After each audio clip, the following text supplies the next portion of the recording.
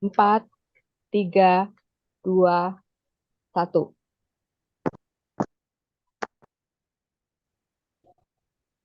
Assalamualaikum Recording in warahmatullahi progress. wabarakatuh. Assalamualaikum warahmatullahi wabarakatuh.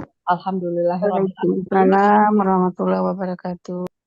Malam ini kita bisa berkumpul, diberikan kesehatan dan keluangan waktu untuk bisa bersama-sama mengikuti acara webinar yang diadakan oleh Bidang Budaya dan Adat Mandeh Minang Mancanegara dengan tema Ethnoparenting Minangkabau. Terima kasih untuk Anda semua yang sudah hadir di dalam Zoom dan juga untuk semua pendengar yang dengar melalui Radio RGM. Sebelum kita memulai acara, saya akan meminta Ketua Mandeh Minang Mancanegara, Mandeh Ben, untuk memberikan kata pembuka dan juga sedikit doa pembuka untuk acara kita ini. Silakan Mandeh Ben. Oke, terima kasih, Tony. Assalamualaikum warahmatullahi wabarakatuh. Waalaikumsalam warahmatullahi wabarakatuh, Mandeh Ben. Bismillahirrahmanirrahim.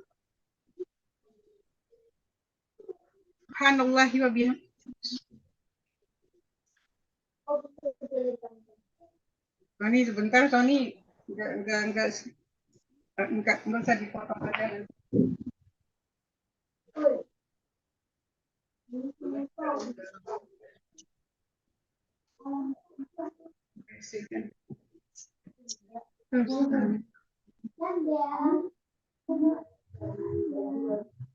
Ini Mandeliza, ini tolong di-mute ya.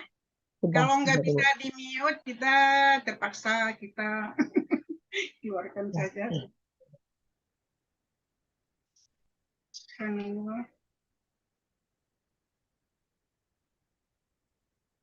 Assalamualaikum warahmatullahi wabarakatuh. Bismillahirrahmanirrahim. Warahmatullahi wabarakatuh. Subhanakallahumma wa bihamdi asyhadu an la ilaha illa anta astaghfirullahalazim. No, I don't know why. I'm just okay, I'm just cutting. I'm sorry everybody. I don't know. I'm sorry. Just a second. Oh, Masya Allah. Oke, sambil menunggu Mandeh Ben, mungkin bisa kita meminta Budoir memulai dengan sedikit pantun sambil kita menunggu kesiapan dari Mandeh Ben. Silakan Mandeir. Terima kasih Mandeh Suni. Lah sakato hati jojan tuang. Malam kinilah semua tampak Zoom Parenting Minangkabau. Jo salam sambah di anjong. Maaf jadilah kami minta uko jo jampo setentang kandak dari Mandeh Soni, Mandeh Ben, serta Mandeh 3M. Izinkan Ambo malam kini mempersembahkan pantun jo dendang berkaitan jo parenting. Ba'a orang dahulu melalui anak akan kami dendangkan. Boleh Mandeh Soni? Jadi orang dahulu namanya manjujai anak. Jadi zaman dahulu anak-anak didendangkan dengan ada berisi tentang ajaran-ajaran baik untuk anak tersebut. Ajaran kesabaran, ajaran pandai-pandai mambok diri, pandai babawu orang banyak dan lain-lain. Jadi kami tatiangkan dalam bentuk dendang, judulnya Buai Anak.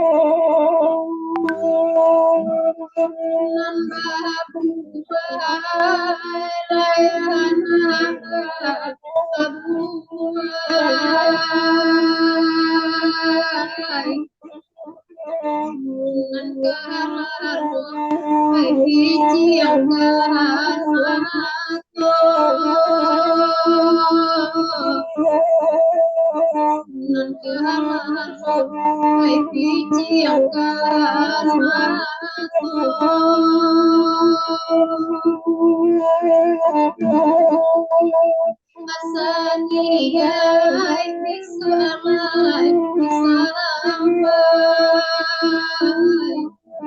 Dia bata basama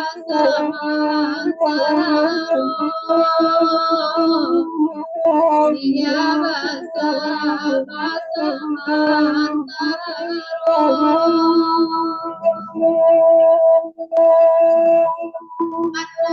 Anak yang rembalah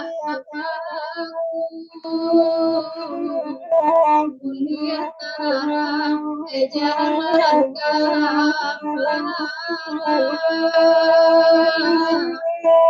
Kuliah tarang ejaran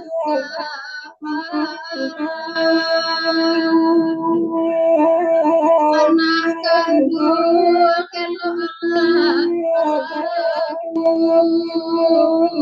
kalau Kuliah sayang kurangan banyak Kuliah kurangan dalam pelayan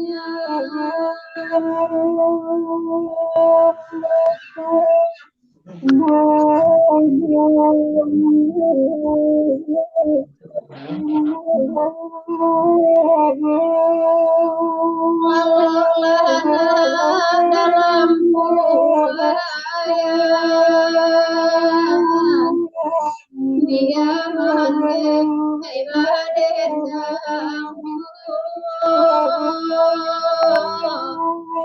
Dia mandeng ibadet dalam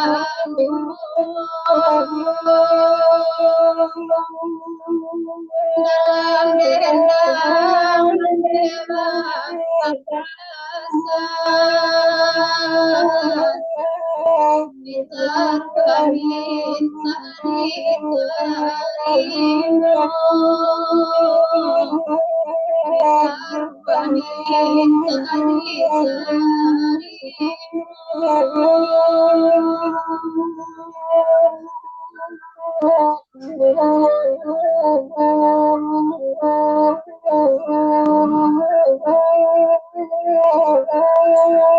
Jadi Mbak Desoni dendang aku bisa panjang dan bisa singkat. Jadi kalau Baca. mau cukupkan. Oke. Ya, terima kasih banyak Mandeir untuk pantunnya, untuk juga yang tadi telah disampaikan. Mungkin Iko akan jadi bagian yang akan Wak Dangajuo Malangko dari Mandewirga. Pak tanya dulu Balia, terima kasih Mandeir sama yang mengiringi di belakang. Pak tanya Balia ke Mandeben. Are you ready Mandeben? Ya. Oke. Tolong unmute ya. Mande masih di mute, Mandeben?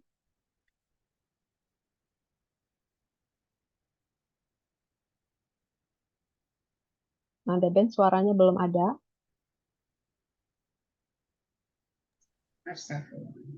Alhamdulillah. Assalamualaikum warahmatullahi wabarakatuh. Rabbi shrah li sadri wa yassir li amri wahlul 'uqdatam min lisani yafqahu qawli. Alhamdulillahi nasta'inuhu wa nastaghfiruhu wa na'udzubillahi min syururi anfusina wa min sayyiati a'malina. May yahdihillahu fala mudhillalah wa man yudhlil fala hadiyalah. Asyhadu an la ilaha illallah wahdahu la syarikalah wa asyhadu anna Muhammadan abduhu wa rasuluh. Allahumma salli ala Muhammad wa ala ali washabi ajma'in. Amma ba'dah. Segala puji kita ucapkan kepada Allah Subhanahu wa taala atas segala rahmat dan nikmat yang telah diberikan kepada kita yang tidak terhingga nilainya. Begitu juga dengan niat kita ini, mari kita meluruskan niat kita dalam acara ini, yang mana semuanya adalah karena lillahi ta'ala. Semoga kita diberkatinya hendaknya. Amin ya rabbal alamin. Ini mengecek orang moderator Indonesia aku mengecek mendayu-dayu. Oke, silahkan diteruskan. Mandeben. Sebagai topik kita yaitu tentang adat dan budaya Minangkabau ya, dari bidang adat dan budaya 3M, Mandeh Minang Mancanegara. Jadi inilah tujuan kita ya, membina adat dan budaya Minangkabau tidak hanya saja bagi orang Minangkabau, tapi kita sebenarnya harus juga men-sharing, mungkin bukan mencontohkan, menteladani, tapi kita paling kurang sharing kepada etnik grup yang lain, karena adat dan budaya ini adalah identiti dari suatu bangsa ataupun etnik grup, right? Jadi ini tujuan kita untuk mendirikan Mandeh Minang Mancanegara ini, right? Di mancanegara, meliputi mancanegara. Karena orang Minang tersebar di mana saja di dunia ini, dan kita harus melestarikan adat budaya itu. Sebelum adat dan budaya, yang lebih penting lagi di atasnya adalah bahasa. Kalau bahasa sudah lenyap, adat dan budaya pun sirna. Apalagi bagi kami yang di mancanegara, generasi baru otomatis akan mengadopsi adat dan budaya, apalagi bahasa di negara mana tempat mereka berdiam. Jadi kalau kita, orang tua, tidak mengajarkan, mencontohkan kepada anak-anak kita tentang adat dan budaya kita Minangkabau, nah, di sanalah akan runtuhnya adat dan budaya. Tidak hanya di mancanegara di mana kita berada, tetapi di tanah air kita sendiri pun sudah mulai ya rusak begitu ya. Tidak ada lagi bahasa baku Minangkabau meskipun di ranah Minang sendiri. Kemudian tema kita ini barangkali sangat penting, ethnoparenting. Di sini kuncinya semua itu. Bagaimana basis kita mendidik, membesarkan anak-anak kita. Orang tua adalah cermin bagi anak-anak kita. Juga bagi anak didik kita. Kalau kita guru, kalau kita guru, dosen, begitu ya, dimanapun kita berada. Kita adalah cermin dari anak-anak muda, apalagi anak kita. Sebaliknya, anak adalah bayang-bayang kita. Bagaimana ibunya, begitu pula anaknya. Ya, kadang-kadang kita sudah mendidik anak kita di rumah sebegitu rupa. Tetapi kalau di luar, pengaruh luar, itu juga akan membawa mereka jauh dari apa yang kita ajarkan kepada mereka. Jadi di sini pentingnya peran orang tua, terutama ibu, mandeh, bundo, right? Memegang peran penting dalam bagaimana anak kita, bagaimana generasi berikutnya, bukan saja ditujukan kepada Minang, Indonesia umumnya begitu ya. Jadi tingkah pola anak-anak kita adalah mencerminkan bagaimana kita mendidiknya. Dengan demikian, tema kita ini sangat penting. Barangkali untuk tidak memperpanjang waktu, kita berikan saja waktu kepada narasumber kita. Kita kembalikan dulu ya kepada moderator, Bunda Sony. Terima kasih, maaf lahir batin atas segala yang tidak berkenan. Assalamualaikum warahmatullahi wabarakatuh. Waalaikumsalam warahmatullahi Warahmatullahi wabarakatuh. Terima kasih, Mandeben. Masih pagi mungkin di Amerika ya, jadi masih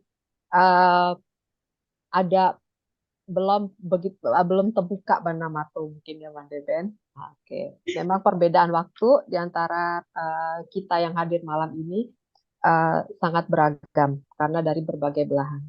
Baiklah, saya akan langsung kepada topik kita malam ini, mengenai etnoparenting di Minangkabau. Tadi sedikit sudah disampaikan oleh Mandeben bagaimana sebenarnya etnoparenting.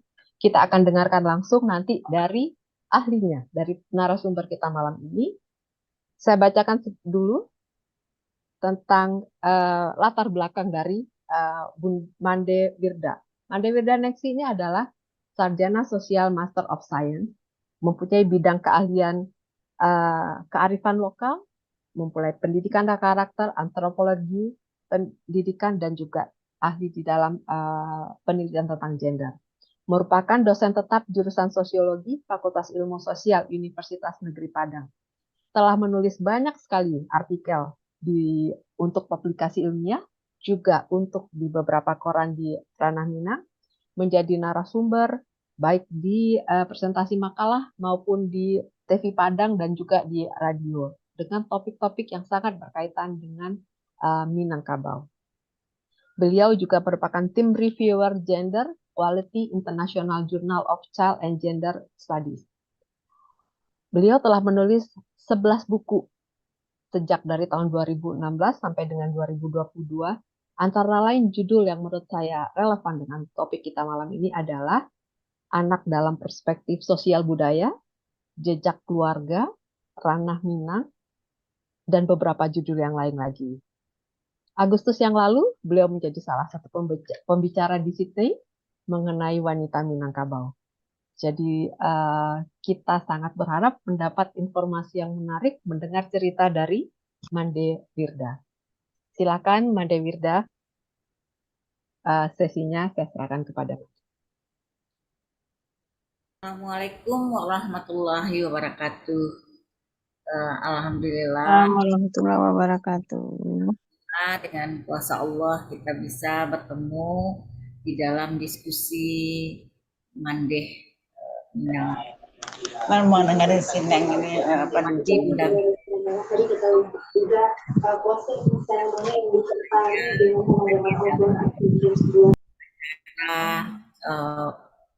webinar Minangkabau bidang adat dan budaya. Nah, hari ini kita punya topik etnoparenting Minangkabau. Izin ya Ibu Bapak semua. Etnoparenting.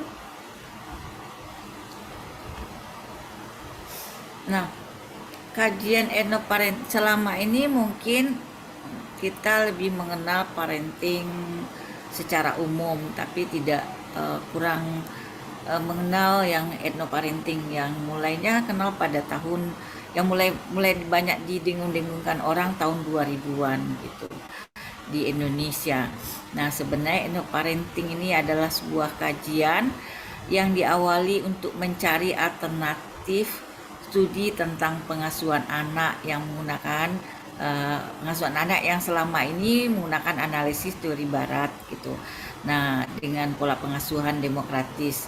Nah, tapi ada sebuah teori lain dicari juga alternatif pola pengasuhan yang lebih spesifik dalam setiap daerah yang dipengaruhi oleh latar belakang geografis dan kebudayaannya. Dalam hal ini Indonesia memiliki pola pengasuhan yang spesifik dan khas, yang dimana pengasuhan Indonesia itu lebih dipengaruhi oleh tripusat pendidikan, yaitu pendidikan keluarga, pendidikan informal, dan pendidikan masyarakat.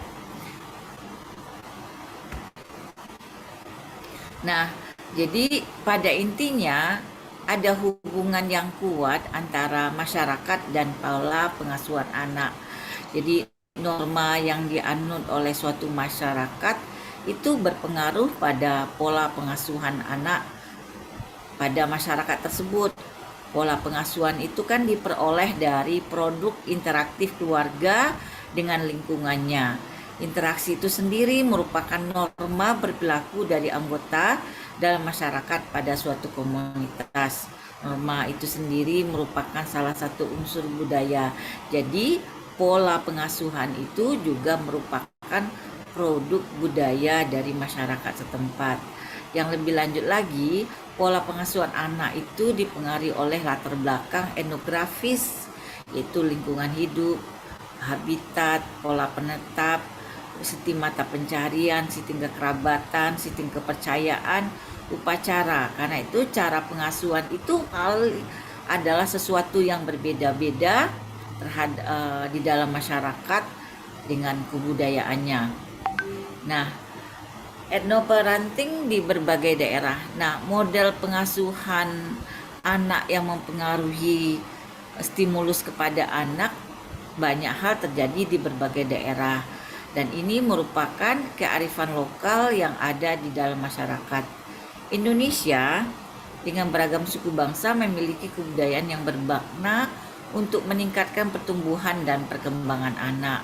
Kita mengenal Aceh ya. Aceh terkenal dengan etnoparentingnya Doda Idi. Di dalam Doda Idi ada bait yang mengandung nilai kemanusiaan dan ketuhanan. Doda Idi isinya biasa dinyanyikan oleh seorang ibu supaya anaknya bisa tidur dengan tenang di atas tempat tidur dan di ayunan. Itu di penelitian yang dilakukan oleh Herman dan Muklis 2019.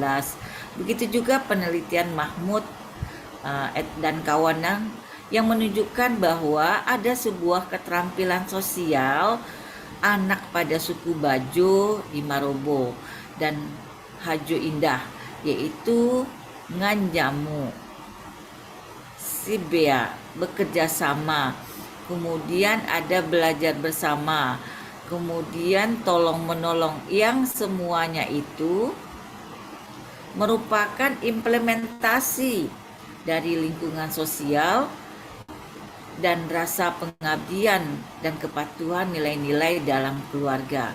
Jadi nilai-nilai yang terkandung di dalam pola pengasuhan itu tidak terlepas dari identitas dari budaya masyarakat tersebut. Jadi keterampilan-keterampilan sosial yang terjadi pada masyarakat yang meningkatkan stimulus anak itu tidak lepas juga dari implementasi dari apa yang menjadi nilai-nilai sosial budaya dari masyarakat setempat. Nah, kemudian kita masuk kepada etnoparenting dalam masyarakat Minangkabau. Etno itu kan artinya suku bangsa.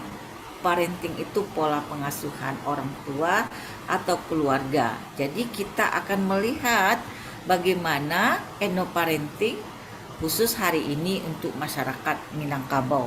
Walaupun di Indonesia itu sebenarnya banyak terdapat etnoparenting di berbagai daerah yang sebenarnya kalau dianalisis secara ilmu pendidikan itu memiliki sumbangsih stimulus berbagai kecerdasan pada anak yang akhirnya itu menjadi sebuah edukasi yang baik yang harus dipelajari dan didalami sebagai proses untuk mengkaji proses tumbuh kembang anak. Nah, hari ini kita bicara Minangkabau. Nah, si Minangkabau banyak sekali sebenarnya pola pengasuhan yang melewat tradisi-tradisi yang ada di dalam masyarakat, misalnya turun mandi gitu, kemudian sunatan, kemudian babada, kemudian manjujai, kemudian ada lagi khatam Quran. Nah, dalam hal ini Bu Wida ngambil tradisi manjujai dan khatam Quran. Nah, sebenarnya pada diskusi kita bidang budaya dan budaya sebenarnya sudah disinggung juga beberapa nilai-nilai pengetahuan tradisi yang sebenarnya merupakan etnoparenting Minangkabau. Misalnya Sumbang Dua Baleh yang sudah kita lakukan beberapa tahun yang lewat bersama bidang adat dan budaya Bundo Kanduang Mancanegara yang sekarang sudah berubah nama Mandeh Mancanegara. Nah, hari sebelumnya kita sudah banyak juga Bunda Ir juga sudah menceritakan tentang beberapa poin dari pola pengasuhan anak. Cuma kata-kata etnoparenting ini belum menjadi tren. Ini akan adalah sebuah konsep dalam ilmu pengetahuan akademik, yang artinya dulu orang mengenalnya mungkin dulu ada antropologi anak, itu antropologi anak, tapi lebih mengkhususkan mengungkapkan bagaimana praktek-praktek pola pengasuhan anak secara alamiah, tapi belum menuju kepada bagaimana tujuan dari pendidikan yang bisa kita ambil sebagai stimulus pendidikan. Jadi kalau antropologi dia lebih menggambarkan bagaimana praktek-praktek pendidikan. Nah, ketika ethnoparenting lebih dia juga mengembangkan apa praktek-praktek dan pola pengasuhan dalam suatu komunitas, dalam suatu suku bangsa, dan suku bangsa itu memiliki etnografi atau memiliki sistem sosial budaya, apakah sistem bahasa, sistem organisasi, sistem ekonomi dan sebagainya, yang sebenarnya mempengaruhi pola pengasuhan anak. Nah, ketika dilihat dan dikaji, itu menjadi bahwa sebuah praktek-praktek pendidikan di dalam berbagai suku bangsa itu ternyata ditemukan memiliki stimulus-stimulus yang baik bagi tumbuh kembang anak. Jadi ada sebuah keunikan, ada spesifik, ada sebuah mahakarya dari sebuah praktek-praktek pendidikan oleh suku-suku yang sebenarnya sudah ada sejak zaman dahulu, sudah ada zaman nenek moyang kita dahulu. Misalnya kita mengenal ini dulu, mungkin yang dulu mungkin di dunia barat ada bahasa misalnya semua anak juara gitu, sehingga setiap anak yang dalam tumbuh kembang itu harus diberikan reward. Dia tidak perlu dilakukan memarahi dari kesalahannya, tapi adalah memberikan mana yang benar, kemudian memberikan hadiah setiap yang dilakukannya. Nah, hal seperti itu, praktek-praktek semua anak juara itu sebenarnya dalam etnik, khususnya dalam etnik Minangkabau, sudah menjadi nilai, sudah menjadi praktek gitu dalam pola pengasuhan anak gitu. Nah, kemudian kita juga mengenal terakhir ini misalnya kalau di teori pendidikan teori negara barat, bahwa perlu stimulus anak melalui pijat gitu, melalui pijat anak. Nah, pijat anak itu ternyata memberikan peredaran darah, tapi stimulus kecerdasan kepada anak lewat kasih sayang dari orang tua yang memijat anak. Hal semacam itu menjadi tren mungkin di beberapa perkembangan ilmu pengetahuan. Tapi kalau kita kaitkan dengan ethnoparenting, Minangkabau atau suku-suku bangsa lain, itu sudah ada sejak zaman dahulu, sudah dipraktekkan oleh nenek-nenek kita, bagaimana dia melakukan pemijatan orang tua, bagaimana si nenek memberikan kasih sayang melalui pijat-pijatan yang sebenarnya itu di dalam ilmu pendidikan memberikan stimulus yang maha dasar terhadap anak-anak kita. Nah, jadi sebenarnya banyak kekayaan-kekayaan dari praktek-praktek pendidikan yang mungkin secara akademik belum ditelurkan dalam jurnal atau artikel dalam kajian ilmiah, tapi sudah menjadi suatu yang baik, sesuatu yang berguna bagi masyarakat, dan sesuatu yang sudah dilakukan oleh nenek moyang dan menjadi warisan budaya kita. Nah, itu yang menjadi kenapa muncul ethnoparenting menjadi sebuah alternatif pendekatan di dalam melihat pola pengasuhan anak. Nah, pada hari ini kita juga akan mengkaji ethnoparenting Minangkabau. Nah, Bu Wida akan menelurkan dua hal kajian, yaitu tradisi Manjujai dan tradisi upacara Khatam Quran. Yang sebelumnya Bunda Ir juga sudah menggambarkan apa salah satu tradisi Manjujai di masyarakat Minangkabau lewat pantun atau lewat tadi suara musik di dalam menidurkan anak yang akan memberikan stimulus sendiri. Nah, Manjujai itu kalau dilihat dari pandangan pendidikan kita itu merupakan sebuah kearifan lokal pendidikan pengasuhan anak. Karena di dalam menjujai itu ada salah satu cara seorang ibu atau nenek atau saudara ibu dalam menyampaikan nilai kebaikan kepada anak. Menjujai adalah kegiatan mengajak anak bicara, menasihati, merangsang anak melalui cerita dan harapan orang tua kepada anak. Nah, aktivitasnya itu mulai pantun, permainan sederhana, salawatan dan sebagainya kepada anak yang disusui atau ditimang-timang atau diajak bermain oleh keluarga. Yang menarik adalah keluarga di Minangkabau, sebuah pola pengasuhan itu, sebuah pendidikan itu tidak menjadi hanya tanggung jawab daripada orang tua, tapi juga menjadi tanggung jawab keluarga luas dan masyarakat. Dan kalau kita ketahui ya, kalau zaman kita dahulu, kalau ada anak yang salah, pamannya atau masyarakat luas akan menegurnya dengan baik-baik bahwa kelakuan dia tidak baik. Jadi kontrol sosial itu tidak hanya pada diri orang tuanya, tapi juga keluarga luasnya, tapi juga saudara-saudara dan masyarakat yang banyak. Nah, itu yang menarik, bahwa proses pendidikan itu menjadi tanggung jawab banyak orang gitu.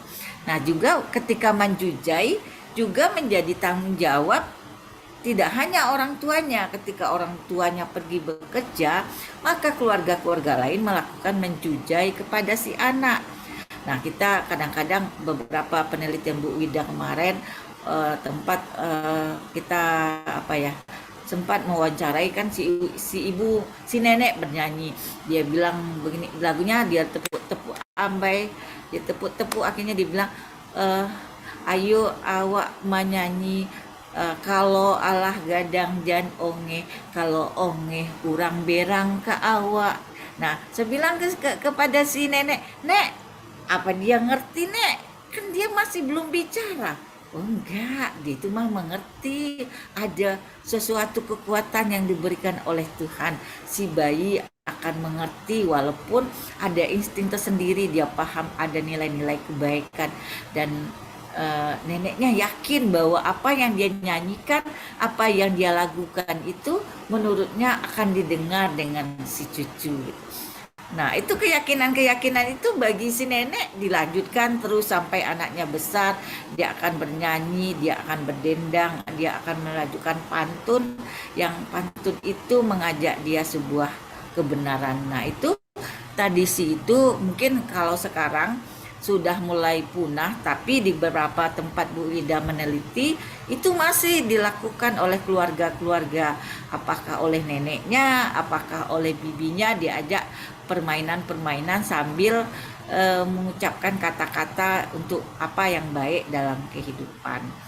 Nah, Bu Wida penelitiannya itu di yang satu tempat itunya namanya di Nagari Kasang, Kabupaten Pariaman, dan itu masih hidup kehidupan pagi-pagi, diajak anak-anak tuh bermain dengan menyanyikan berbagai hal lagu yang menarik buat anak, kata dengan nasihat yang baik. Nah, jadi suatu hal yang menjadi catatan penting dalam etnoparenting Minangkabau adalah tanggung jawab pendidikan itu berada pada keluarga luas dan masyarakat, dan proses gerakan-gerakan dan kegiatan-kegiatan itu ditemukan menjadi stimulus dari kegiatan anak. Dan ini penelitian ini juga dilakukan oleh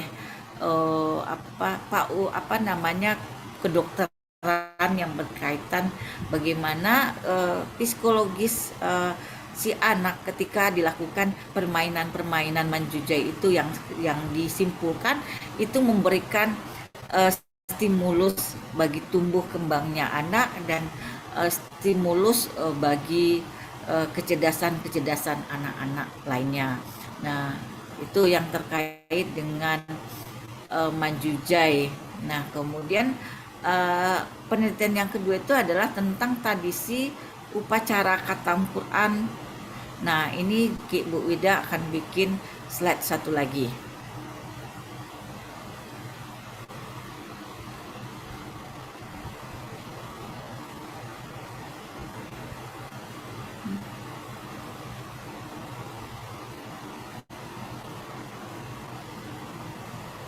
Bentar dulu ya. Harus keluar dulu ini ya.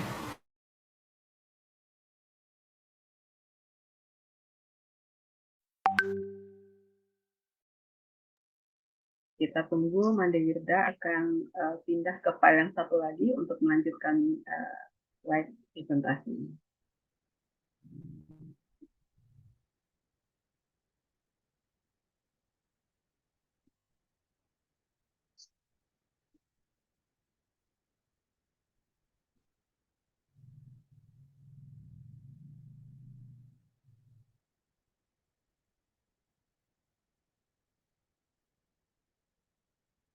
Nah, kita masuk kepada khatam Quran ya.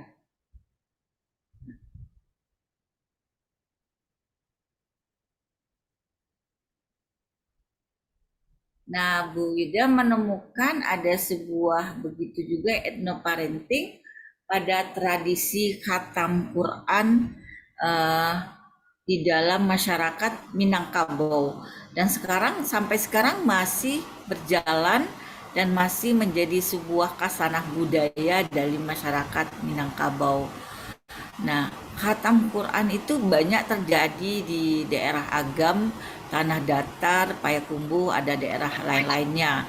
Tapi yang menjadi daerah penelitian Bu Wir ini adalah di daerah Agam, khususnya Ampe Angke, Canduang, Kabupaten Agam. Nah, jadi ini sangat tetap marak dilakukan oleh masyarakat, dan ini bisa dikatakan ini adalah enoparenting yang sangat baik di dalam masyarakat Minangkabau, karena di dalam proses khatam Quran itu terdapat sebuah penguatan karakter bagi anak, apakah itu percaya diri, kebersamaan, syukur pada Yang Maha Kuasa, saling berbagi. Jadi ada sebuah proses internalisasi karakter-karakter baik dalam proses khatam Quran ini. Nah, yang ini khatam Qurannya yang perempuan, yang ini khatam Quran yang laki-laki, dan Bu Wirda mencoba menjadikan dalam sebuah bentuk buku yang sederhana khatam Quran, sebuah khatam Quran pada anak-anak.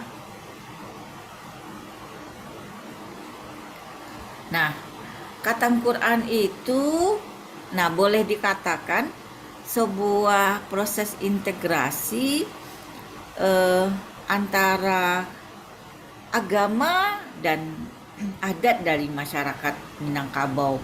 Jadi dalam tradisi membaca Al-Quran itu ada semangat membaca Al-Quran, di samping itu ada sebuah tradisi kebudayaan Minangkabau sebagai adat basandi syarak basandi kitabullah. Jadi ini sebuah etnoparenting yang sangat menarik di dalam proses khatam Quran ke anak-anak ini, mewujudkan sebuah implementasi antara tradisi Islam dan tradisi lokal dari masyarakat Minangkabau. Nah, dan diyakini juga bahwa tradisi khatam Quran itu juga menerapkan tripusat pendidikan. Ada kerjasama antara perguruan Quran awaliyah, antara keluarga luas dan masyarakat melalui upacara khatam Quran ini. Nah, Ibu Wida melihatkan rangkaian tradisi khatam Quran itu kan, kalau kita lihat kan ada dia, kalau di dalam penelitian Bu Wirda tuh anak itu belajar mengaji selama setahun di sebuah perguruan Quran awaliyah. Nah, yang menariknya di dalam tradisi Baraja mengaji 1 tahun ini di daerah Agam Sumatera Barat ini, tidak hanya yang belajar mengaji itu adalah anak masyarakat setempat, tapi adalah anak-anak perantau yang berasal dari berbagai daerah, apakah dari Jakarta, Bandung, Surabaya, dan berbagai daerah. Dia belajar mengaji selama 1 tahun. Nah, proses-prosesnya itu dari awal sampai ada beberapa kegiatan dalam rangkaian tradisi khatam Quran ini.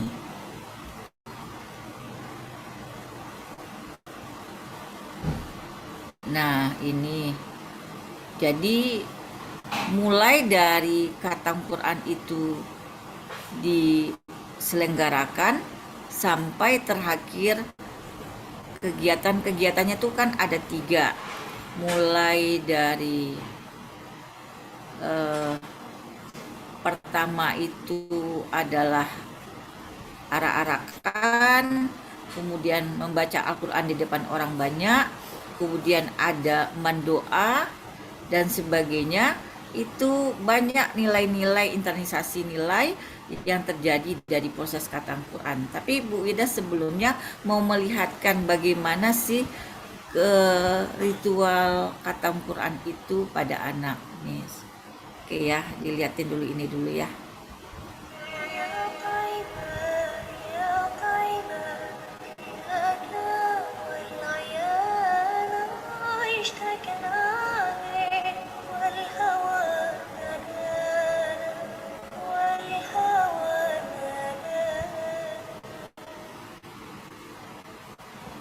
Nah, ini yang sebenarnya kalau yang di daerah penelitian Bu Wirda ini sejak tahun 1975 udah diselenggarakan tradisi khatam Quran itu. Jadi ini suasananya adalah sejak tahun 1975.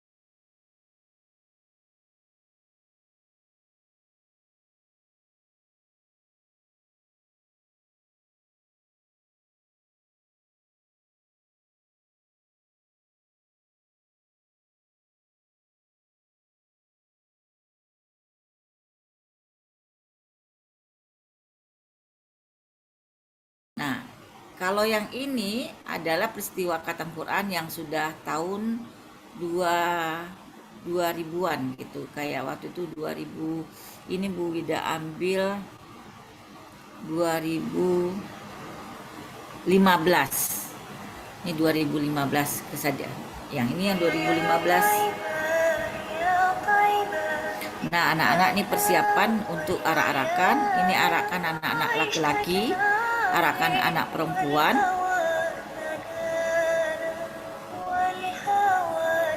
Dan diiringi oleh musik supaya mereka tenang dalam membaca. Ini pemberian hadiah. Jadi dari semua proses-prosesnya itu banyak sekali internalisasi nilai-nilai karakter baik terhadap anak. Nah, jadi dari itu ada mana estetiknya, ada mana etiknya dalam tradisi khatam Quran itu. Lanjut di sini juga ada makna filosofi sejarah juga banyak gitu. Kemudian ini secara kalau Bu Wir mengatakan bahwa tradisi Islam dan khatam Quran itu tidak lepas dari apa yang dikatakan kita bahwa pola pengasuhan anak itu tidak lepas dari apa yang menjadi dipengaruhi oleh etnografi dari suku bangsa masyarakat setempat. Nah, Bu Wir mau lihat juga tekanan satu-satu. Bu Wir akan terangkan ini dari gambar ini. Kan pertama kan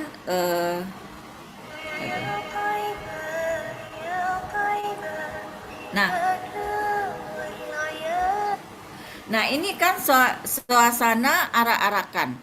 Anak-anak ini kan arak-arakan ke keliling kampung nagari.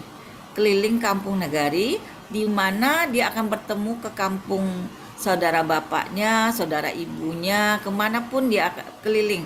Itu mereka tidak letih sepanjang jalan karena diiringi oleh musik.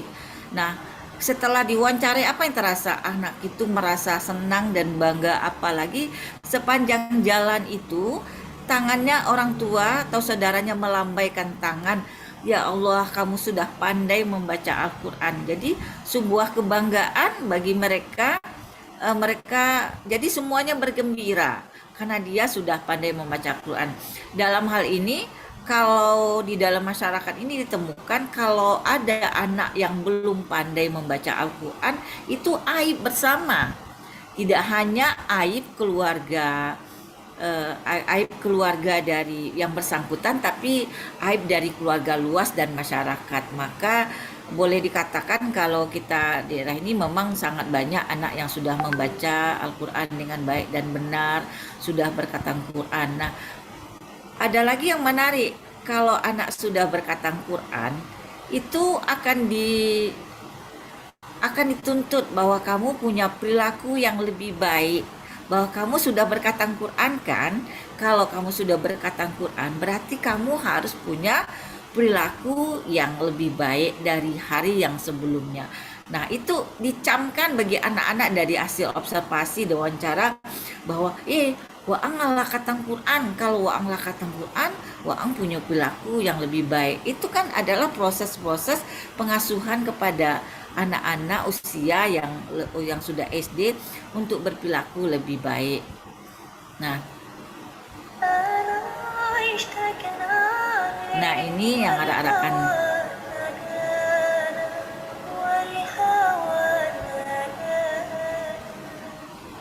Nah, yang menarik, hari yang kedua kan ada acara tampilan ke dalam yang tampilan pada membaca Al-Quran di depan umum, dan semua anak yang tampil itu mendapat hadiah. Konsep anak semua juara itu ada gitu. Tidak ada anak yang tidak mendapat hadiah. Itu menarik. Kalau kita selama ini kalau ada sebuah perlombaan 1, 2, 3 dapat, cuma 1, 2, 3 yang dapat hadiah. Tapi ternyata tidak, ini semua anak yang sudah bisa membaca Al-Quran akan mendapat hadiah semua. Tidak ada yang dikecilkan hatinya. Nah, kalau dalam teori pendidikan, seorang anak yang dibesarkan dengan penghargaan yang tinggi, itu menjadi orang yang percaya diri. Nah, itu yang menarik juga. Kemudian dalam proses dia khatam Quran itu, dia melihat orang pada hari itu makan bersama, makan bajamba, saling berbagi, saling memberi.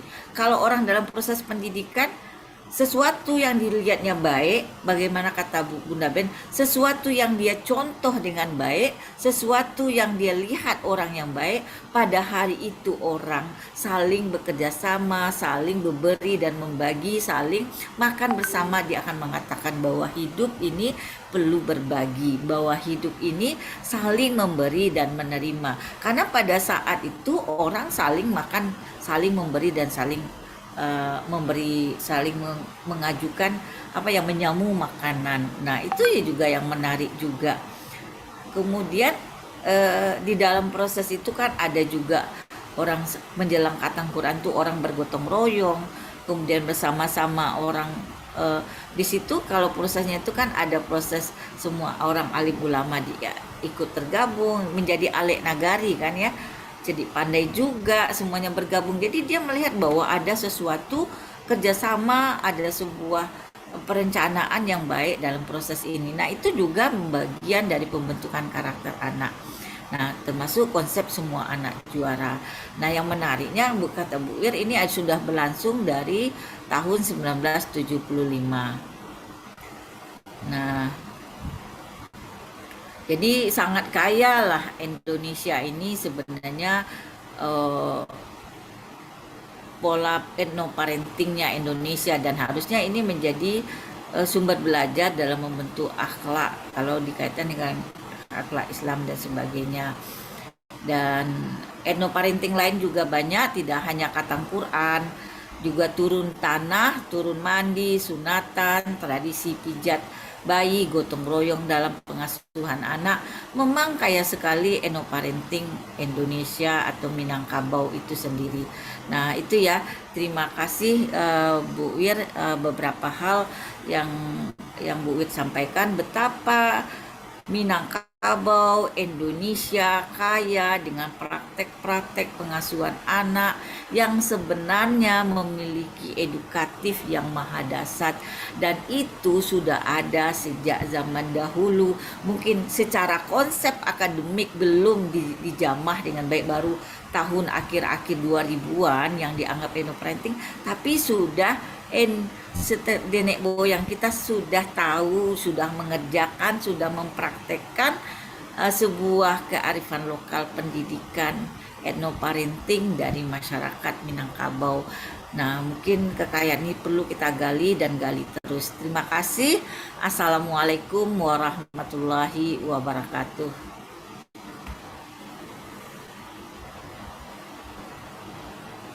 Waalaikumsalam warahmatullahi wabarakatuh.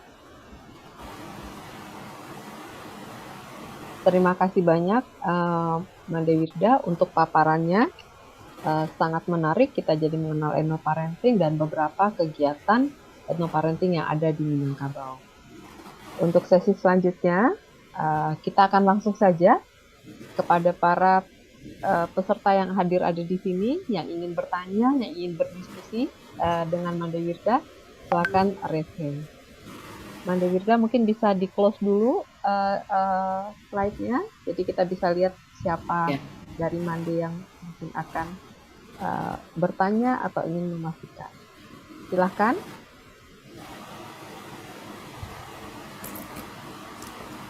Kita tunggu untuk dua penanya. Ini kan dibuka audionya.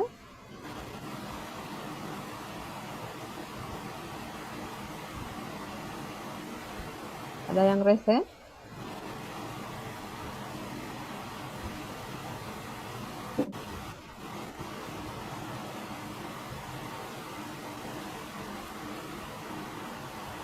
Ya, sementara itu mungkin sedikit pertanyaan ya dari Mandeven, boleh boleh, silakan Mandeven. Baik. Jadi ya ini kelihatannya seperti yang Mandeven ulas tadi pada pembukaan, dengan kita yang ada sebenarnya. Di zaman sekarang yang modern ini sepertinya mama itu tidak ada lagi ya. Tetangga kita, kalau tadi bukan hanya orang tua saja yang mendidik anak kita, tetapi tetangga, paman atau mama begitu ya, saudara, itu kita itu saling kerjasama dalam mendidik suatu keluarga begitu, family atau neighbor, tetangga. Jadi dengan demikian itu kita itu sepertinya sekampung gitu ya, satu daerah itu, komunitas itu saling mendidik dan menjaga anak-anak kita. Demikian besarnya cara kita asli Minang. Di zaman sekarang ini ibu bapak sibuk misalnya ya, dan orang tetangga sibuk masing-masing, it's not my business. Nah, di sana bedanya. Jadi bagaimana ya caranya kita itu, seharusnya kita sedikit banyaknya bisa kembali ya ke masa kita dahulu itu. Bukan berarti itu ketinggalan zaman, tetapi itu tinggi sekali nilainya. Nah, jadi sebisanya juga, tapi itu begitu memang susah. Nah, begitu saja Mande Wirda, bagaimana ya kalau bisa kita mengusahakan kembali adat asli kita itu sedikit demi sedikit. Kalau di kampung-kampung itu masih ada, di kampung-kampung kita lihat begitu, tetangga, orang tua kita. Tapi ini memang di kota-kota besar, makanya adat Minang ini manapun kita berada, kita perlu melestarikannya, terutama di mancanegara. Insya Allah. Begitu saja barangkali sepertinya komentar dari Mandeven begitu, Mendeswani. Terima kasih. Oke. Terima kasih Mandeven. Mungkin Made Wirda mau menanggapi Ya, bagaimana mempertahankannya. Silakan. sebenarnya kan memang sebenarnya filosofi dari pendidikan Minangkabau itu adalah bahwa pendidikan itu adalah sebuah tanggung jawab bersama, mulai dari anak itu usia dini seperti dari manjujai, kemudian pada tradisi khatam Quran anak usia-usia sekolah dasar sampai SMP SMA. Nah, kita juga bisa melihat sebenarnya ketika anak merantau gitu, ada anak merantau ilmu gitu. Ketika dia merantau ilmu kan memang ditemukan bahwa dia mau pendidikan itu tidak hanya tanggung jawab keluarga pribadi, keluarga nuklir familinya, tapi keluarga luasnya lewat ada gotong royongnya, tapi juga lewat tanah pusaka tinggi yang dimiliki untuk membiayai anak pergi merantau atau merantau ilmu. Jadi ada anak yang sebenarnya kalau dari konsep Minangkabau kan ada tanah pusaka tinggi yang dulunya itu kan bahwa ada anak-anak gadi lomba laki, mayat tabuju gitu mah rumah katirisan, tapi juga termasuk dalam persoalan bagaimana membiayai anak-anak untuk proses pendidikan. Jadi tidak hanya persoalan bagaimana dia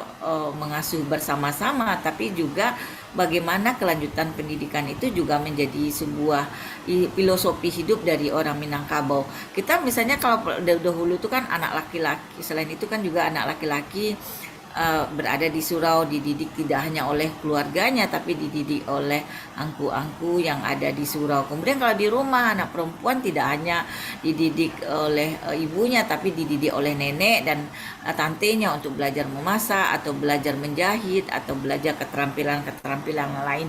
Jadi sangat kuat di waktu kalau dari filosofi Minangkabau itu bahwa proses pengasuhan, pendidikan daripada anak itu menjadi tanggung jawab bersama, bertanggung jawab keluarga luas. Dan memang kalau pada hari ini memang sudah mengalami sebuah pemudaran, tapi bukan berarti punah sama sekali gitu. Tapi ada beberapa daerah yang dari berdasar hasil penelitian yang ditemukan itu filosofi itu masih menjadi acuan dalam menyikapi pola mendidik anak atau pengasuhan anak. Dan juga pada hari ini Bu Wida masih menemukan kalau ada anak yang pergi rantau melanjutkan pendidikan lalu dia kekurangan biaya gitu, lalu bersama-sama lah untuk membiayai pendidikan. Malah terakhir itu di dalam gerakan Gebu Minang gitu, ada sebuah organisasi juga Gebu Minang memberikan semangat bahwa bagaimana tradisi kita dulu memberikan pendidikan, beasiswa pendidikan secara bersama-sama kepada anak keponakan yang susah atau tidak kurang biaya pendidikan itu dibantu secara bersama-sama gitu. Nah, kemarin kan Bu Wida juga pernah ke Surau Sydney gitu. Nah, menariknya kan di Surau Sydney itu kan juga yang anak-anak prinsip-prinsip bagaimana terhadap anak dan keponakan itu menariknya di situ. Ada yang pergi merantau lalu di bersama, dan sampai di situ kan orang Minang kalau merantau itu kan mencari induk sameng gitu kan. Nah, prinsip-prinsip itu juga orang tua yang ada di Surau Sydney itu menyambut anak yang datang. Kan yang sekolah S3, S2 itu juga ada di sana kan. Nah, di Surau itu dijadikan ada orang tua yang artinya memperhatikan dari anak-anak yang merantau di situ dan dibangun sebuah solidaritas kerjasama. Nah, walaupun tidak sekental yang kita lihat dalam filosofi Minangkabau, tapi yang hal-hal seperti itu masih hidup, bagian dari hidup. Nah, itu yang sebenarnya etnoparenting dari Minangkabau. Menyambut anak keponakan yang datang dan menjadikan kita induk samang itu kan bagian dari tanggung jawab terhadap pendidikan anak yang ada. Nah, Bu Wida melihatnya itu sudah implementasi dari pola pengasuhan, prinsip-prinsip bahwa pendidikan itu tidak menjadi tanggung jawab tunggal, tapi menjadi tanggung jawab bersama. Dan menjadi sebuah kebahagiaan juga dia merantau ilmu di sana, disambut oleh saudara-saudaranya Minang gitu. Di sana ada surau, di atasnya tempat sholat, di bawah tempat berkumpul, dan mereka menemukan di sana itu tempat berkumpul itu sekali seminggu mengadakan pengajian, dan kemarin Bu Wida sempat diskusi masalah khatam Quran dan sebagainya. Nah, dan hari ini juga kita Mandeh Minangkabau juga melakukan itu, menggali terus lewat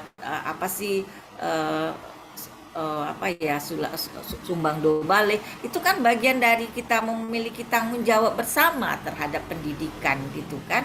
Jadi jiwanya itu sebenarnya orang Minangkabau itu memang punya semangat bahwa persoalan pendidikan itu adalah tanggung jawab bersama extended pemilik, walaupun bagaimana bentuknya, tapi itu sudah menjadi akar budaya gitu dari orang-orang Minangkabau, bahwa soal anak ini tidak soal kita pribadi tapi soal kita bersama.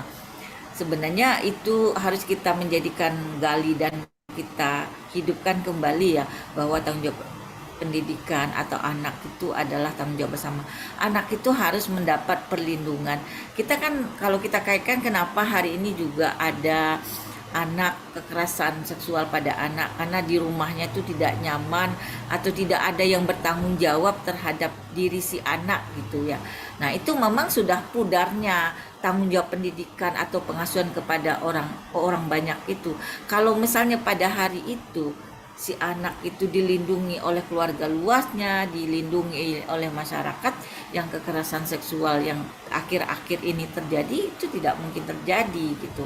Nah, Bu Wida juga melihatnya seperti itu. Ada yang kita sudah hilang sama sekali prinsip dari pendidikan, tapi Bu Wida nggak juga menyangkal hilang sama sekali, karena praktek-prakteknya banyak masih semangat bahwa pendidikan itu menjadi tanggung jawab bersama. Sebuah pendidikan itu adalah tanggung jawab tidak hanya keluarga inti tapi keluarga luas itu masih hidup sebagai identitas sebagai orang Minangkabau itu Ibu Bunda Ben. Makasih. Oke, terima kasih. Itu ada pertanyaan. Ya, ini di chat room cukup ramai ternyata pertanyaannya. Jadi saya bacakan mungkin ya Mande dari Restia Bella Pertiwi RBP. Di sini dituliskan bahwa kita mau menegur, tapi kemudian yang muncul adalah prasangka. Jadi gimana kita mengatasinya? Akhirnya kita jadi malas untuk menegur. Anak yang kita tegur oleh orang tuanya malah kemudian dibela dan mereka jadi berprasangka buruk kepada kita. Nah, bagaimana sebaiknya? Jadi ada ketidaksinergian di sini. Bagaimana sebaiknya menurut Mande Wirda? Sebenarnya kita peduli, tapi kemudian dianggap malah jadi munculnya realita ini ketika kita menafsirkan bahwa tanggung jawab pendidikan pada ibu dan bapaknya saja. Tetapi kalau kita merasakan dan menafsirkan bahwa tanggung jawab pendidikan kebaikan anak ini tanggung jawab bersama, ketika ada pihak luar yang ingin mengingatkan sebuah kebaikan atau bertanggung jawab terhadap perilaku anak yang sepertinya menyimpang, kita tidak akan tersinggung. Ini bagian dari tanggung jawab orang banyak terhadap proses pendidikan anak. Jadi ini persoalan cara berpikir ini. Ketika kita berpikir bahwa adanya orang memberikan saran, orang mau menegur anak kita karena melihat sikap anak yang kita kurang baik, kita sebenarnya kalau punya prinsip, oh iya ini anak kita bersama, alhamdulillah, terima kasih telah memberikan masukan. Nah ini kan persoalannya cara berpikir bahwa bukan urusan anak gue bukan urusan lu gitu. Tapi kalau kita berkata bahwa urusan anak aku, bahwa urusan anak kita. Nah, ketika orang punya keinginan untuk menegur dan saling mengingatkan, itu kita tidak tersinggung, tapi mungkin tidak tersinggung, tapi mempunyai anggapan bahwa orang itu juga bertanggung jawab terhadap kebaikan anak kita. Nah, sebenarnya cara berpikir itu dalam orang Minangkabau itu sejak dahulu. Kalau ada orang lain yang menegur ibunya, kalau di tradisinya Minangkabau dia nggak marah kalau ada misalnya mama lain yang menegur apa kan, ditanya baa kelakuan wa angko gitu, ndak po biarin kecian kama ang kecilnya yo. Nah si mama ya biasanya nggak marah ke orang yang menyampaikan itu, mungkin dia akhirnya memanggil anaknya bahwa tingkah laku itu tidak bagus, dan menjadi tradisi sebenarnya itu tidak masalah ketika ada orang luar ikut memperhatikan anak kita. Ya, jadi kembali ke cara berpikir. Kalau cara berpikir dan karakter dari orang Minangkabau sudah zaman dahulu memang mama-mama lain menegur keponakan yang lain itu tidak masalah gitu. Cuma terakhir-terakhir ini menjadi lain lagi cara berpikir masyarakat. Urusan anak saya, ndak ada kamu gitu. Semakin kecil nuklir family-nya itu. Nah mungkin ya itu nggak lepas dari proses perkembangan zaman, proses proses kehidupan yang menyebabkan akhirnya teguran anak kita oleh orang lain dianggap prasangka buruk. Padahal kalau jiwanya dalam prinsip Minangkabau itu teguran orang lain itu nggak marah, itu adalah kebaikan kita bersama.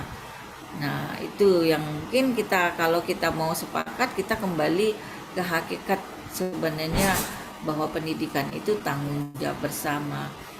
Kalau sudah bilang tanggung jawab bersama, ada masalah di anak kita, ya di anak orang lain juga masalah kita. Sama-sama kita memikirkan generasi ke depan.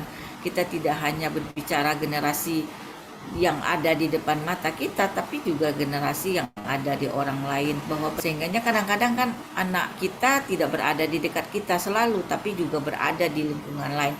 Ketika dia ada di belakang lingkungan lain, ada yang mengontrol perilakunya itu supaya berlaku baik, dan itu orang lain, dan kita orang memberi masukan, itu kan suatu kebahagiaan bahwa ada anak kita diperhatikan, bahwa ada tanggung jawab bersama dalam proses ini. Nah itu sebenarnya yang harus kita mau pilih yang mana sebenarnya. Kalau bagusnya kita tuh menjadikan bahwa tanggung jawab pendidikan itu adalah tanggung jawab bersama. Anak ini tidak selalu berada dalam dekapan kita, juga dia ada berada di posisi lain, ada kontrol sosial oleh masyarakat lain terhadap pendidikan anak kita. Itu yang pertanyaan yang pertama dari siapa ya? Dari Ibu Restia Bella Pertiwi. Makasih Bu atas pertanyaannya.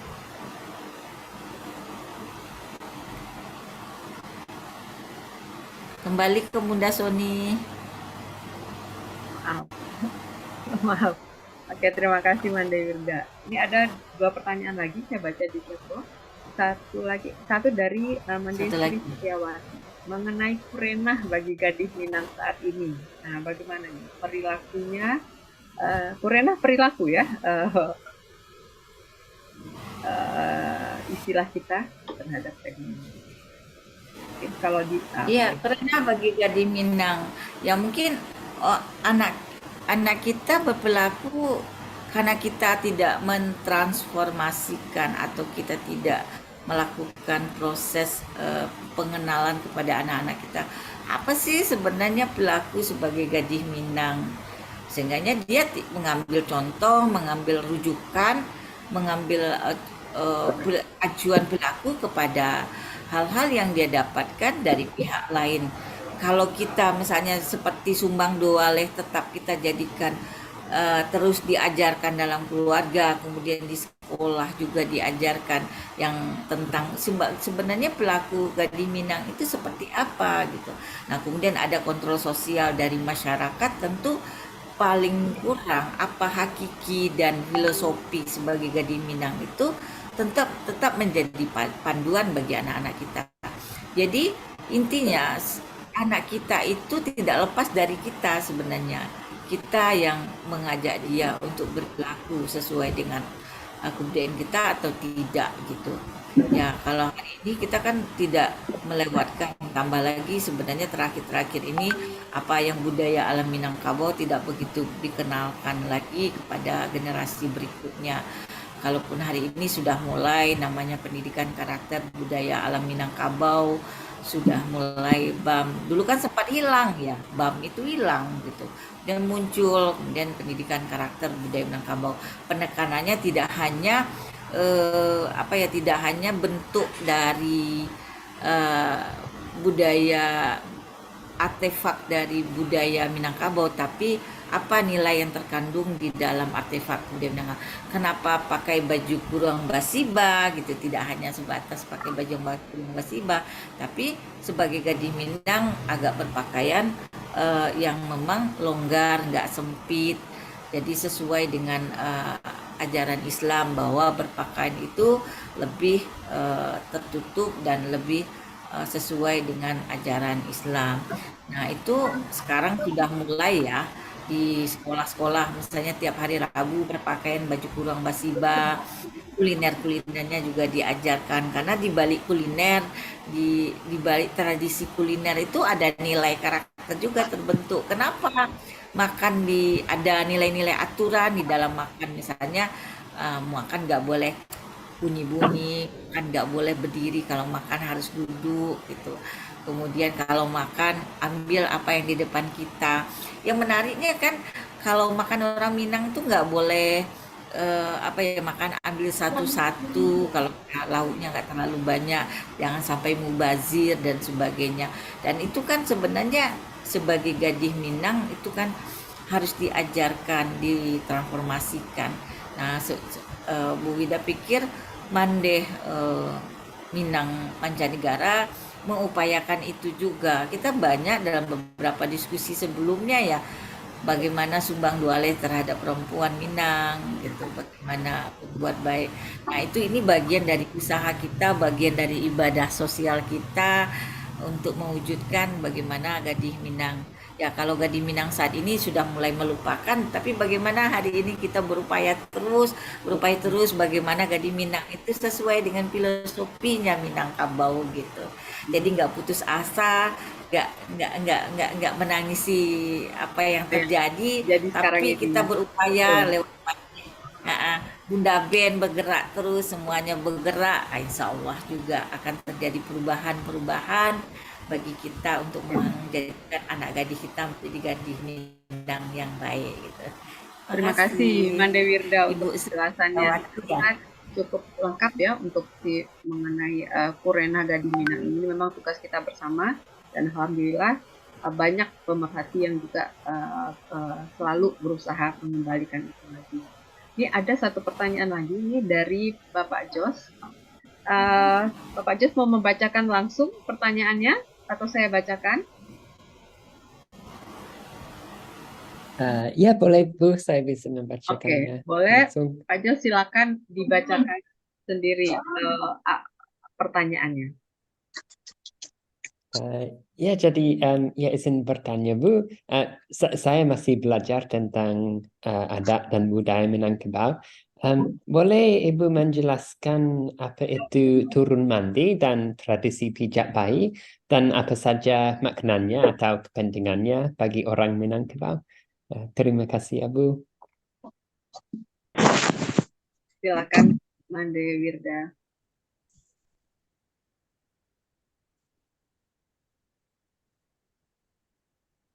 Jadi pertanyaan Jos adalah mengenai turun mandi dan pijat bayi. Turun mandi, iya. Ya, terima kasih Pak Jos.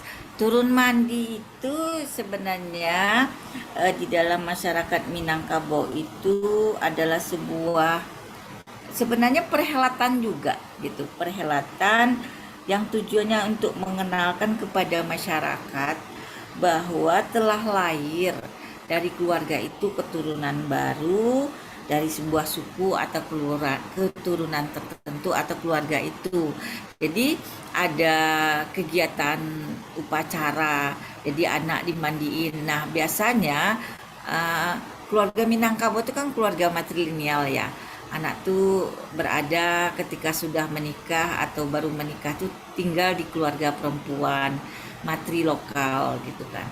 Nah, jadi kemudian karena dia sudah lahir, lalu diumumkan syukuran, namanya syukuran bahwa anak telah lahir, lalu dia sudah mulai dimandikan, dipanggil saudara-saudara bapaknya datang ke rumah saudara perempuan, keluarga perempuan, lalu bawa makanan macam-macam, kemudian memberikan mungkin semacam seperangkat pakaian kepada anak-anak yang baru lahir itu, atau bedungan atau popok dan sebagainya itu dibawa. Nah, yang ibaratnya itu tujuannya mengenalkan, tapi ada makna sosialnya di situ, ada hubungan silaturahmi, hubungan yang saling mendekat dari keluarga luas si bapaknya dan keluarga luas si ibunya. Di situ saling berkunjung, termasuk diundang tetangga dan masyarakat luas, tetangga dan orang sekampung untuk datang lalu makan bersama-sama. Ada lalu bisa juga makan bajamba, bisa juga makan seprah besar dan sebagainya. Jadi intinya adalah memberikan sebuah ucapan syukur, memberitahu orang banyak ada anak yang lahir baru, keturunan baru pada keluarga itu, sehingga mari kita bersyukur, mendoakan bersama-sama supaya anak ini menjadi anak yang baik, anak yang soleh, anak yang mampu berkembang, tumbuh kembang dengan baik. Jadi doa orang banyak terhadap anak ini kepada si anak yang lahir. Nah, itu yang menariknya kan, itu kan terbentuk hubungan baik antara keluarga-keluarga, dan ketika mau mengadakan itu gotong royong juga, masak bersama gitu, masak bersama, saling tolong menolong, menyiapkan piring, menyiapkan makanan. Jadi suasananya di situ menjadi suasana yang penuh kekeluargaan dan penuh saling menghormati. Nah, jadi anak lahir tidak ditengok dengan begitu saja, tapi ada sebuah tahapan-tahapannya di dalam menyambut kehadiran seorang anak yang lahir di muka bumi. Nah, kemudian kalau tradisi pijat, sebenarnya bayi yang baru lahir itu, maksudnya bayi berapa tahun itu bagi nenek mereka dipijat gitu, ada dipijat, diurut, lalu dan itu dipijat oleh ibunya sendiri, oleh saudara-saudaranya sendiri, oleh neneknya, dan itu menggambarkan kalau dalam ilmu kinestetik itu kan memberikan metabolisme pencernaan yang lancar bagi si anak, dan tapi yang maha dasarnya adalah sentuhan kasih sayang yang diberikan oleh ibu, oleh nenek, oleh saudara ibunya. Jadi yang mukrim-mukrimnya itu melakukan pijatan kepada bayi-bayi mereka yang baru lahir. Jadi kadang-kadang ada beberapa daerah ketika turun mandi itu ada pijat yang dilakukan oleh pihak-pihak keluarganya yang merupakan mukrim dari si anak. Dan itu sentuhannya itu kalau dibaca dalam ilmu stimulus anak usia dini itu sangat kuat dalam membentuk kecerdasan anak, kecerdasan emosinya. Di situ anak menjadi nyaman, menjadi tenang, menjadi ada sentuhan kasih sayang. Nah, jelas sekali kinestetiknya itu, merdekaannya itu juga membentuk kekuatan bagi dia tumbuh kembang. Nah, kalau dipikirkan itu enggak, ibu nenek kita tuh nggak ada ilmunya seperti kita di ilmu akademik ini kan ya, tapi mereka sudah melakukan jauh-jauh hari seperti itu gitu. Nah, maka kajian enoparenting itulah yang memunculkan sebuah teori baru terhadap kajian-kajian pendidikan anak gitu. Nah, itu ya Pak Joshua, bahwa sebenarnya turun mandi, tradisi pijat itu merupakan enoparenting orang Minangkabau yang kalau dianalisis memiliki kekuatan dalam tumbuh kembang anak. memiliki kekuatan dalam membangun kecerdasan anak. Yang sebelumnya secara akademik dianggap itu tidak sebuah proses pendidikan anak yang ilmiah, tapi terakhir-terakhir ini sudah dianggap bagian dari sebuah pendekatan parenting anak yang sebenarnya punya kekuatan dalam stimulus dan tumbuh kembang anak, dan perlu gali terus, perlu dipelajari, dan ini diupayakan menjadi lestari dan diterapkan kembali di tengah masyarakat Indonesia, khususnya kalau Minangkabau ya untuk masyarakat Minangkabau. Kalaupun negara-negara luar mencoba ini sebuah yang baik, yang mungkin juga akan dipakai, tapi kan semuanya proses pengasuhan itu kan tidak lepas dari soal adaptasi terhadap lingkungan sosial budaya, juga adaptasi terhadap lingkungan fisik dari dimana dia dilahirkan dan dibesarkan. Terima kasih Pak Joshua. Ya, terima kasih Bu. Terima kasih Manda Yudha untuk penjelasannya. Ini masih ada beberapa pertanyaan lagi, tapi ini ada satu saran yang bagus yang kita baca dari Manda Dede, bahwa tradisi menjujai itu kan melalui pantun-pantun yang mungkin tidak semua orang tua mengetahui pantun-pantunnya. Bagaimana kalau supaya tidak hilang pantun-pantun tersebut diajarkan di sekolah-sekolah, misalnya dalam mata pelajaran kesusastraan. Mungkin ini akan membuat tradisi menjujai itu bisa muncul kembali. Ini salah satu saran yang diberikan oleh Manda Dede. Kemudian ada melalui WhatsApp ke saya, ini ada yang bertanya bahwa tadi disebutkan etnoparenting itu berkaitan dengan etnografi, jadi di mana dia berada, di mana dia dilahirkan. Nah, bagaimana menyikapi, mungkin tadi sedikit disinggung juga oleh Pak, bagaimana menyikapi orang Minang yang kemudian sudah dibesarkan dan dilahirkan tidak di lingkungan Minang, yang mungkin dia merantau. Apa saran yang bisa diberikan? Silakan Manda Yudha.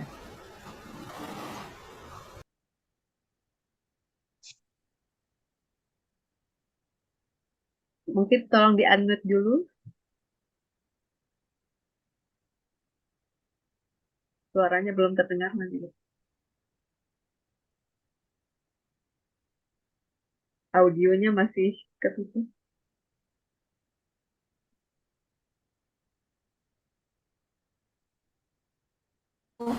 Kalau yang saran tadi, ada tradisi menjujai secara tradisional melalui pantun, mungkin sudah mulai berkurang di masyarakat, terutama yang tinggal di kota. Supaya tidak hilang, pantun tersebut harus diajarkan di sekolah.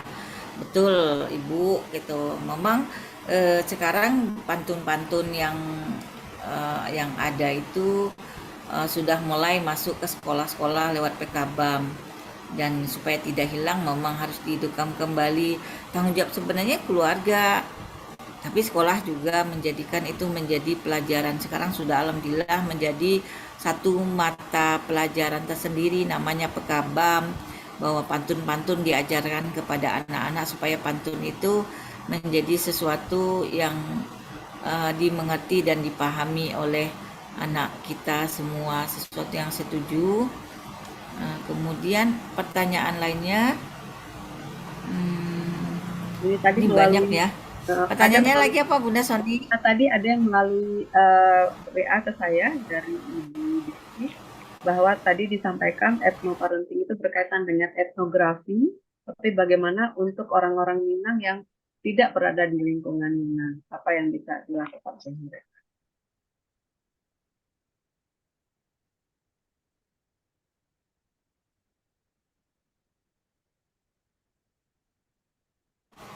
Etnoparenting dengan etnografi. Masih keputus Bunda. Oh iya. Jadi sebenarnya etnoparenting itu kan pola pengasuhan yang tidak lepas dari apa yang menjadi etnografi dari suku bangsa tertentu. Jadi misalnya prinsip-prinsip hidup dari masyarakat Minangkabau, misalnya kita punya prinsip kalau punya prinsip bahwa sebuah pendidikan itu adalah tanggung jawab bersama. Dengan kata anak di pangku kemanakan dibimbing, orang kampung dipatenggangkan. Nah, prinsip-prinsip itu kan sebenarnya prinsip hidup. Nah, itu salah satu etnografi. Nilai-nilai etnografi itu adalah apa yang menjadi nilai makna dari kehidupan masyarakat tertentu yang dilihat secara holistik, yang dilihat secara mendalam.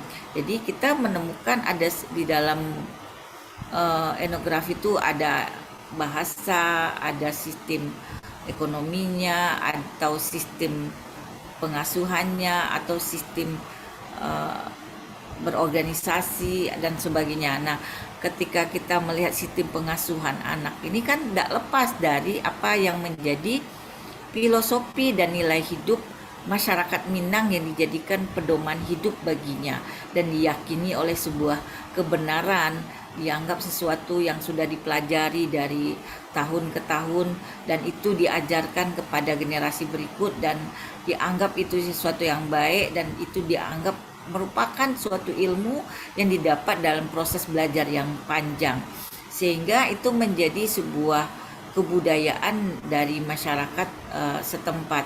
Nah, kebudayaan itulah yang akhirnya mempengaruhi pola pengasuhan anak, dipengaruhi oleh nilai-nilai.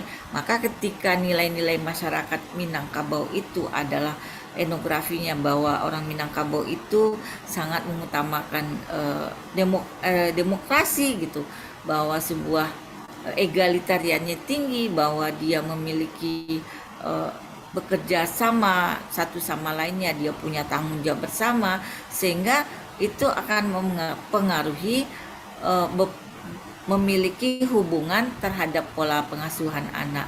Jadi kalau selagi etnografi masyarakat itu masih mempertahankan kehidupan bahwa tanggung jawab pendidikan itu adalah tanggung jawab bersama, maka implementasi kepada pola pengasuhan itu sehingga anak itu ketika diasuh menjadi tanggung jawab bersama, maka kita akan mendapatkan bahwa ada anak ketika ibunya sibuk maka neneknya mau membantu, jadi menjadi tanggung jawab bersama. Perempuannya membantu. Nah, kalau kayak kasus kata Quran ya kayak kasus kata Quran yang menariknya itu kan kenapa anak-anak ini kan ingin belajar membaca Al-Quran, tapi orang tuanya belum sanggup misalnya mengajarkan membaca Al-Quran secara langsung, maka dia perlu dikirim ke kampung halaman. Nah, ketika dia di kampung halaman, enggak orang tuanya yang mengasuh, tapi neneknya. Kalau nggak ada neneknya, saudara ibunya. Nggak ada saudara ibunya, saudara bapaknya gitu. Tetap ada upaya bahwa anak ini harus pandai membaca Al-Quran. Maka ketika dia pulang kampung, dia diasuh oleh saudara ibunya atau neneknya, tinggal di kampung berapa lama, pandai membaca Quran, di samping mengajarkan apa nilai-nilai sebagai orang Minangkabau lewat tradisi-tradisi masyarakat yang ada. Jadi ini ada yang menarik ini Mande kaitan dengan kata Quran. Satu muncul dari Manderima. Manderima itu tanya ya, bahwa sekarang sudah banyak yang muncul adalah wisuda tahfiz Quran, bukan lagi khatam Quran. Saat saya masih kecil, khatam Quran di kampung digelar dengan gotong royong, makan bajamba. Sementara kalau rumah tahfiz sudah ditentukan oleh rumah tahfiz tanpa melibatkan masyarakat. Bagaimana nih pendapatnya Mande Wirda? Iya, nah itu ya, karena ya itu kembali, itu hanya antara lembaga tahfiz dengan orang tua kan, nah itu, tapi tidak menjadi sebuah tanggung jawab masyarakat. Kalau khatam Quran itu kan menjadi alek nagari. Ya, iya betul. Nah, dia alek nagari. Ketika mulai dari khatam Quran itu yang keterlibatannya 3 tugu sajarangan itu. Ada nenek mama, ada cedik pandai, ada alim ulama. Mereka Bundo Kanduang dan Hulu Balang. Hulu Balang itu kan pemuda-pemuda. Itu bersama-sama untuk mengadakan perhelatan yang namanya khatam Quran. Jadi suasananya nampak gotong royong. Kemudian makannya nggak sendiri-sendiri, makan bajamba gitu. Nah, Bu Wida merasakan sekali kata Quran itu makan. Bu Wida kalau pulang kampung, yang paling dikangeni buat pulang kampung itu adalah makan bajambanya itu. Rendangnya itu sangat enak karena dimasak dengan suasana hati kasih sayang yang sangat nyaman sekali. Tapi memang sudah ada terjadi perubahan, sudah tahfiz dilakukan di rumah tahfiz tanpa melibatkan masyarakat. Harapan kita kan itu adalah sebagai upaya bahwa pendidikan itu tidak hanya bicara orang tua dan sekolah pendidikan, tapi masyarakat. Ketika masyarakat mau bertanggung jawab terhadap pendidikan, itu kan menjadi semuanya mengupayakan, menegur dan mengajak anak untuk berbuat baik. Tidak hanya pandai membaca Al-Quran, tapi berakhlak baik. Kita membaca Al-Quran itu bagian dari kita membentuk akhlak baik ya.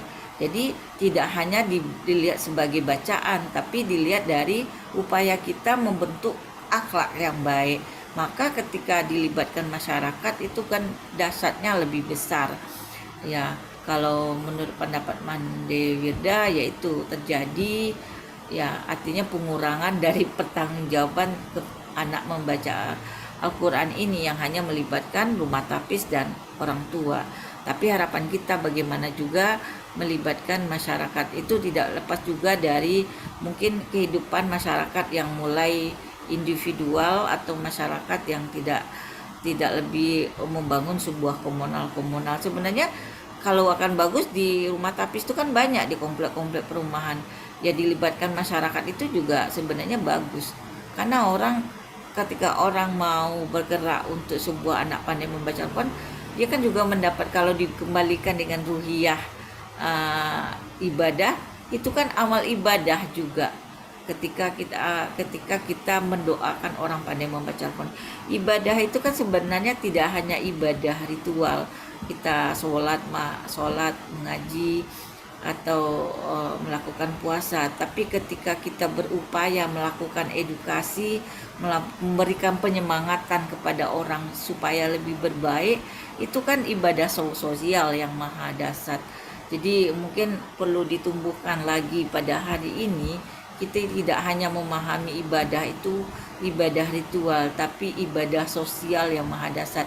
Ketika kita melakukan webinar, bagaimana melakukan pendidikan yang baik, yang menggali kebaikan dari kebudayaan tertentu, itu termasuk ibadah sosial.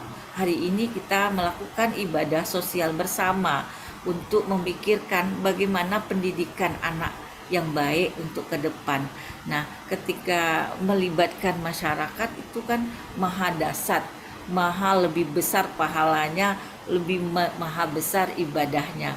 Maka kalau anjuran kita ketika ada rumah tahfiz yang sudah banyak tumbuh di dalam masyarakat, bagaimana rumah tahfiz juga membentuk keberadaannya itu menjadi milik orang banyak dan milik masyarakat banyak dan dilibatkan. Saya pikir ibadah-ibadah sosial itu akan menumbuhkan kebaikan bersama. Gitu menurut Bunda Wida. Ya, terima kasih Mande Wirda untuk tanggapan terhadap Mande Rima Kurniati mengenai rumah tahfiz. Ini ada Mande Tati yang resen, silakan. Iya, oke. Assalamualaikum warahmatullahi wabarakatuh. Waalaikumsalam warahmatullahi wabarakatuh. Mande Wirda tertarik sekali dan Ambo ingin menceritakan sedikit kesan. Ketika saya masih kecil, saya punya adik 9 tahun lebih muda dan mama sering mencujai gitu ya. Jadi saya juga yakin pada waktu saya masih kecil beliau selalu menyanyikan untuk itu. Dan juga tadi disebutkan bahwa walaupun anak kecil itu tidak mengerti, mungkin ada yang dibawa. Dan saya merasakan itu karena saya baru-baru saja bergabung dengan Manhimilang Mancanegara dan di situ saya menemukan apa yang saya cari. Sebelum itu saya merasa kehausan, ingin mencari dan saya sering melihat acaranya Mbak Katia ya untuk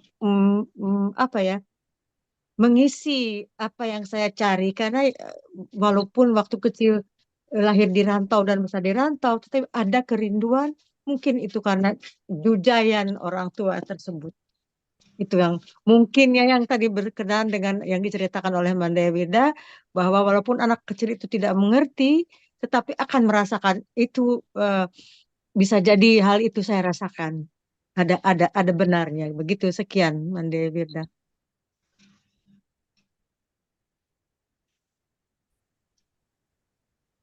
Makasih Bunda Tati. Sebenarnya kan kalau dikaitkan dengan ilmu ilmu pendidikan anak usia dini kan pada masa kita kecil itu kan the golden egg, masa emas. Jadi instal otak kita tuh lebih besar menerima apa yang diberikan oleh orang-orang yang ada di lingkungan sosial kita. Jadi sangat berpengaruh dan ada istilahnya modal personality, kepribadian dasar, kepribadian awal. Nah, kepribadian yang dasar itu kan dibentuk pada masa usia dini, pola pengasuhannya itu. Jadi ada sebuah feeling yang kuat dalam membentuk karakter-karakter kita. Maka kita tidak heran ketika orang sudah jauh merantau, sudah lama itu, tapi dia punya sebuah kerinduan, punya keinginan, punya yang maha dasar terhadap apa yang diberikan pada masa kecil itu. Karena dia sudah, karena terbentuk modal personality-nya itu, kepribadian dan maha dasar terbentuk pada usia ini itu. Dan itu sudah berapa penelitian yang menunjukkan bahwa memang pada masa usia dini, pada masa anak-anak itu maha dasar pembentukan dasar-dasar kepribadian orang, dan itu diwajibkan setelah dia dewasa. Perasaan Bu Tati itulah yang terasa bahwa apa yang kita masa waktu kecil itu menjadi sebuah ingin kembali jadi bagian dari ketika sudah dewasa.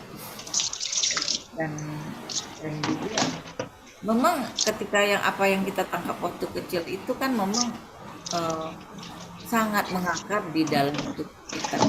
Dan sebenarnya kalau orang Minangkabau pun juga sudah mengajar juga ya.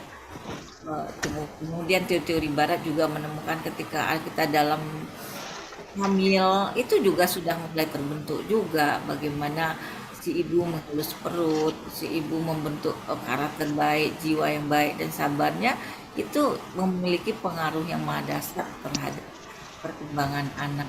Jadi soal pendidikan anak ini tidak hanya soal logika, tapi ada ruhiyah yang sangat dasar terbentuk pada usia masa kandungan, pada masa usia dini, pada masa anak-anak, yang semuanya itu membentuk sesuatu kekuatan karakter bagi si anak gitu.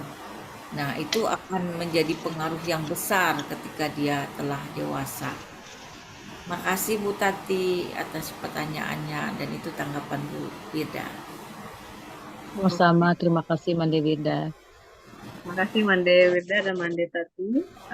Ternyata manjija itu malah itu yang selalu terekam di dalam memori seorang anak ya, karena pertumbuhannya. Ini ada satu dari Manda Desmawati mengenai bahasa sehari-hari. Ada yang menggunakan bahasa Indonesia, tapi budaya Minang tetap dikenalkan. Bagaimana ini Mandi? Mengenai bahasa sehari, ada keluarga memakai bahasa ini, tapi budaya Minang tetap. Itu sangat bagus. Tidak dikenalkan. Tidak apa tetap? Tetap ya, tapi tetap. Iya, tetap. Sangat bagus. Kita kan biar anak punya kekayaan bahasa Indonesia diajarkan sebagai bahasa persatuan bangsa Indonesia. Bahasa Minang diajarkan sebagai identitas masyarakat yang memiliki peradaban yang spesifik dan unik sebagai identitas dia sebagai orang Minangkabau. Bu Ida pikir dia memakai bahasa Indonesia, bahasa Minangkabau, bahasa Inggris sebagai bahasa internasional, kemudian bahasa-bahasa yang lain, karena bahasa itu indah dan punya nilai estetik, dan bahasa juga membangun komunikasi dengan berbagai banyak orang. Maka semakin banyak bahasa yang kita gunakan, semakin kayalah kita untuk bersilaturahmi dan berkomunikasi dengan orang banyak. Dan saya pikir mengenai bahasa itu sesuatu yang positif. Bahasa Indonesia dijalankan, bahasa Minang tetap dikenalkan, bahasa Inggris pun tetap kita ajarkan, bahasa Belanda, bahasa Australia dan bahasa bahasa Arab juga kita gunakan dalam kehidupan sehari-hari kalau dapat ya semuanya, karena itulah khasanah peradaban manusia melalui bahasa, sehingga terbangun jaringan-jaringan sosial yang baik di antara orang-orang yang berinteraksi dengan kita. Itu Bunda Desmawati, makasih. Ini mungkin pertanyaannya tidak berkaitan langsung dengan topik kita, dari Mande Siryana dari Riau. Bagaimana tips parenting untuk anak remaja kita yang lebih terbuka dengan temannya daripada dengan orang tuanya? Ini juga keahliannya Mande Wirda ini. Silakan Mande Wirda. Remaja ya? Ya. Kalau ilmu sebenarnya, kalau dalam ilmu psikologi memang sering diungkapkan bahwa sebenarnya anak remaja itu seringnya berkomunikasi, yang contoh model dia itu adalah teman sepermainan. Yang sangat pengaruh itu adalah teman sepermainannya, maka kecenderungan dia itu untuk curhat, bercerita itu adalah dengan teman sepermainannya. Maka kalau pengasuhan anak Minangkabau pun pada masa remaja pun mereka pun juga dipertemukan dengan teman-temannya remaja kayak surau gitu kan. Ketika sudah mulai balik kan dia berada di surau, yang laki-laki yang perempuan berada di rumah, belajar bersama, kemudian berkomunikasi bersama-sama dengan orang-orang yang sama besar dengan dia. Dan artinya pada masa remaja memang sudah ada sebuah sebuah alamiah juga, ada kekuatan kebutuhan berkomunikasi dengan seusia dan teman sepermainannya. Memang ada juga teori yang mengatakan pada masa itu, pada saat anak-anak adalah model utama mereka adalah orang tua, tapi ketika masa remaja modelnya adalah teman sepermainannya. Maka pada masa remaja itu mereka cenderung sangat ingin diterima bagian dari kelompok gitu, kelompok sosial tertentu. Maka dia akan berperilaku sesuai dengan apa kelompok-kelompok sosial yang mereka dekati atau mereka jadikan tempat mereka berkumpul. Jadi ketika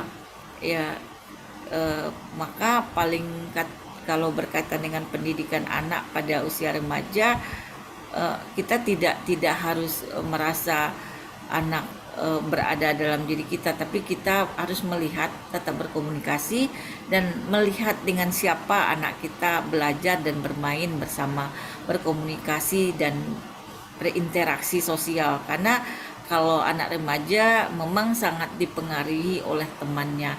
Kalau dia berada dengan teman-teman yang baik, dia akan cenderung lebih bersikap baik. Tapi kalau dia berkondisi dan berteman dan berinteraksi dengan teman-teman yang mengarah kepada hal yang buruk, dia kemungkinan besar ikut di sana juga. Jadi remaja harus kita lihat, perhatikan dengan kelompok-kelompok sosial mana dia berinteraksi, itu menjadi titik penting. Maka kalau kita mau membangun anak juga terkait dengan komunitas Minangkabau, bagaimana juga kita mengajak dia berada dalam lingkungan sosial komunitas Minangkabau. Dia bisa, komunitasnya akan banyak lah kita ajak komunitas, tidak hanya komunitas dalam satu kegiatan yang lain, tapi juga ada komunitas yang terkait dengan peningkatan budaya Minangkabau. Sebenarnya ini banyak juga anak-anak kita, seperti kalau mahasiswa kan, dia udah kuliah di ITB kan, kuliah di ITB atau kuliah di dia nanti ada lagi ikatan komunitas Minangkabau, ikatan keluarga mahasiswa Minangkabau, ikatan pelajar Minangkabau, itu kan banyak sekali gitu. Dan dia mungkin nanti pada event-event tertentu dia nari Minangkabau, ada kegiatan Minangkabau, makan bersama Minangkabau, maunya nilai-nilai itu nggak hilang, dia tetap aja. Jadi mau memang mereka akan mencari teman ke permainan mereka dulu ya, seperti itu. Iya. Oke, ini maaf saya potong sebentar. Ini ada dari Fitria Yulizar yang mungkin ingin menyampaikan langsung pertanyaannya. Silahkan. Silakan Fitria Yulizar. Assalamualaikum warahmatullahi wabarakatuh. Waalaikumsalam. Saya ingin menceritakan mengenai Manjunjai, tapi di kampung saya gitu. Ya, silakan. Jadi seperti yang saya lihat, Manjunjai itu kan pola asuh, cara parenting di mana seorang ibu mendidik anak dengan cara, tunggu sebentar ya Bu, dengan cara menasehati, mengajak anak bicara, bercerita, atau harapan orang tua kepada anak gitu kan Bu. Ya. Tapi di kampung saya itu, kebanyakan anak di umur 2 tahun, 3 tahun, itu dituntut untuk mengerti apa yang dituntut mengerti apa yang sebenarnya itu tuh yang bisa dimengerti oleh orang dewasa gitu. Jadi pola asuhnya itu sangat tidak sesuai dengan apa ya? Sesuai dengan umur anak begitu. Ada yang umur 3 tahun kadang dimarahi karena ada kesalahan. Jadi seolah-olah kalimat-kalimat yang dilontarkan itu tuh tidak bagus begitu. Jadi saya merasa kenapa kok seperti ini tidak sesuai dengan apa bagaimana pola asuh orang tua ibu terhadap anak begitu. Itu tuh tidak terjadi 1 sampai 2 orang tua, tapi itu seperti sudah menjadi hal yang umum gitu. Nah, bagaimana pendapat Ibu mengenai hal itu gitu? Mungkin pertanyaan saya agak sedikit apa ya Bu, jadi belum ngerti Bu. Iya, terima kasih. Sebenarnya kan ketika berkeluarga gitu, kita tidak hanya persiapan menjadi ibu atau menyatukan antara laki-laki dan perempuan untuk mewujudkan rumah tangga, tapi juga dipersiapkan menjadi orang tua gitu. Nah, itu kan beberapa. Jadi kita ketika berumah tangga kan tidak hanya berpikir untuk memenuhi kebutuhan ekonomi, untuk memenuhi kebutuhan seksual antara laki-laki dan perempuan, tapi juga harus mempersiapkan diri bagaimana mendidik anak. Nah, sebenarnya kalau kita mau merunut ke belakang, persiapan orang untuk berumah tangga itu juga harus dipersiapkan bagaimana menjadi calon orang tua yang baik. Nah, kalau kita ingin kan mendapatkan orang tua yang melakukan pendidikan berbasis budayanya, berbasis kearifan lokalnya, dikenalkanlah ini loh tradisi atau nilai-nilai filosofi kita sebagai orang Minangkabau dalam mendidik anak. Nah persoalannya kan beberapa terakhir atau beberapa dekade kita lihat ketika mau menikah ada hal-hal tertentu yang tidak dipertimbangkan, bahwa menikah itu harus disiapkan menjadi orang tua gitu. Jadi kalau sekarang itu kan Bu Wir juga sama melakukan pengabdian masyarakat, ada persiapan pranikah. Kalau pranikah tidak hanya menjadi suami istri, tapi menjadi calon orang tua yang siap untuk melakukan pendidikan anak. Jadi ilmu-ilmu pendidikan anak itu juga perlu diberikan kepada orang tua. Artinya tidak hanya ilmu mengasuh atau ilmu memberikan perawatan, tapi ilmu bagaimana mendidik anak. Kalau jadi itulah kan terakhir ilmu parenting itu kan itunya munculnya di situ.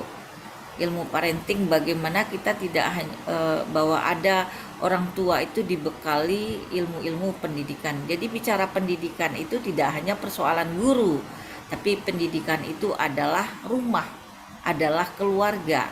Jadi orang tua pun harus diberikan ilmu pendidikan, ilmu parenting. Nah, tidak kalau gini berkembang lagi parentingnya tidak hanya parenting secara umum, tapi parenting yang sesuai dengan nilai sosial budaya masyarakat setempat, nilai-nilai yang dia anggap kearifan lokal, nilai-nilai yang dianggap sesuatu yang bijak di tengah masyarakat.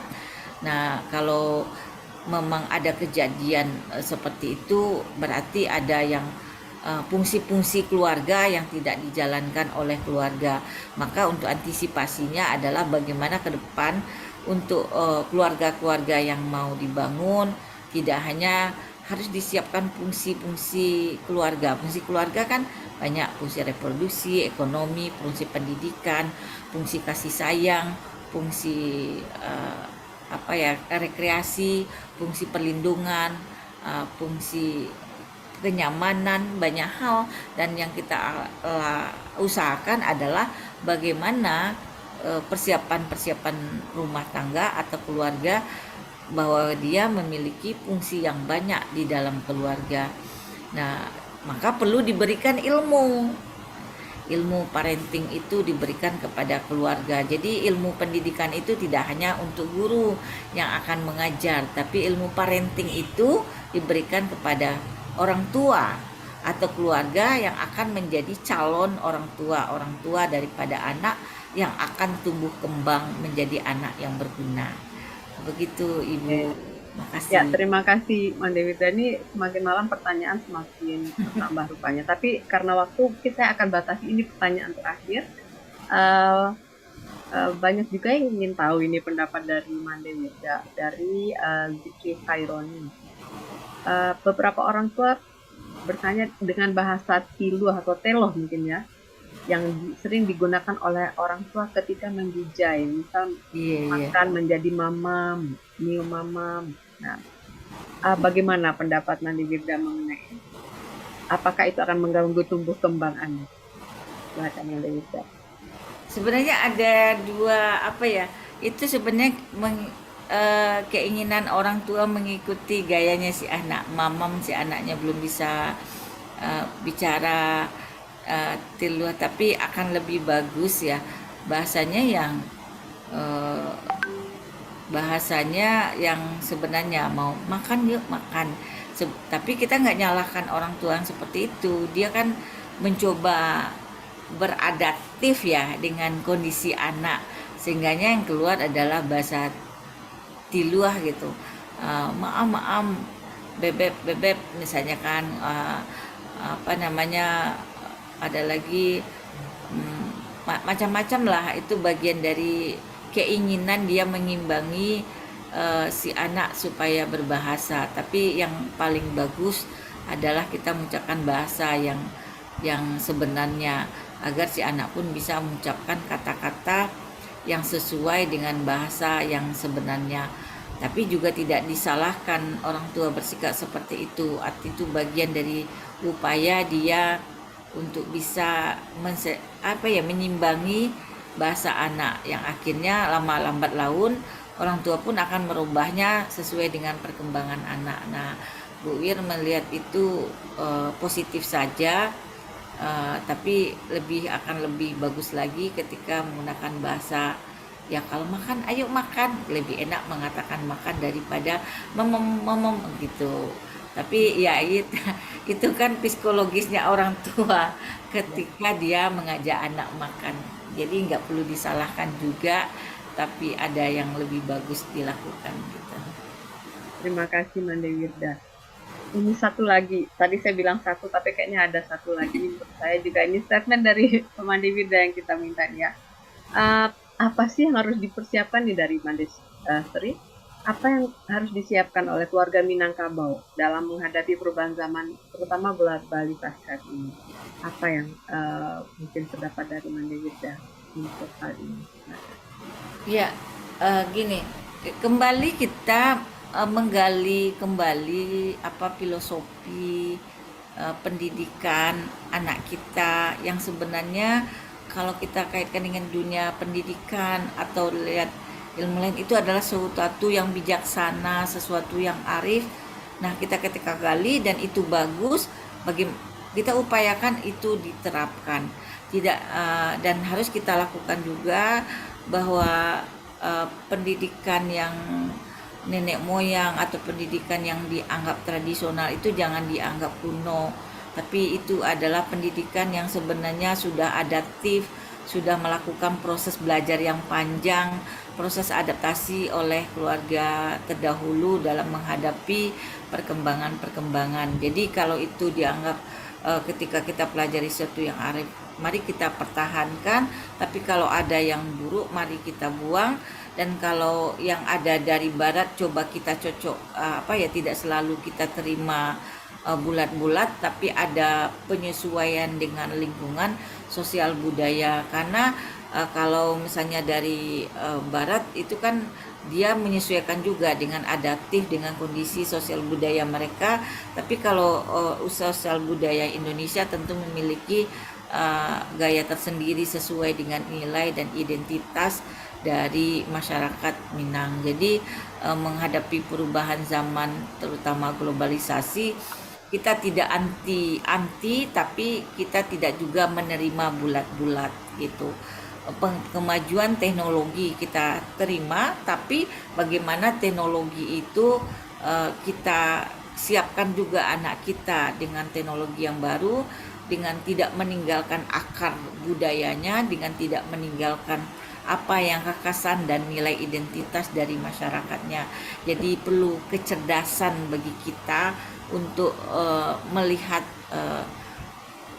apa parenting yang sesuai dengan keluarga Minangkabau. Artinya yang baik, yang arif bijaksana kita pertahankan, yang jelek kita buang, yang datang kita coba memahami cocok nggak dengan identitas kita. Kalau itu cocok, lalu kita lakukan proses akulturasi atau penyimbangan, yang semuanya akhirnya kita berada tidak lepas dari identitas kita sebagai orang Indonesia, sebagai orang Minangkabau yang berakar kepada nilai-nilai religius dan nilai adaptif terhadap kondisi realitas lingkungan fisik dan lingkungan sosial dari masyarakat kita setempat. Yang paling kuat sekali adalah masyarakat Indonesia adalah masyarakat religius, yang artinya semua sikap dan tingkah lakunya ada dasar nilai religiusnya, sehingganya kita tetap berada, kalau Minangkabau tetap dalam adat Basandi syarak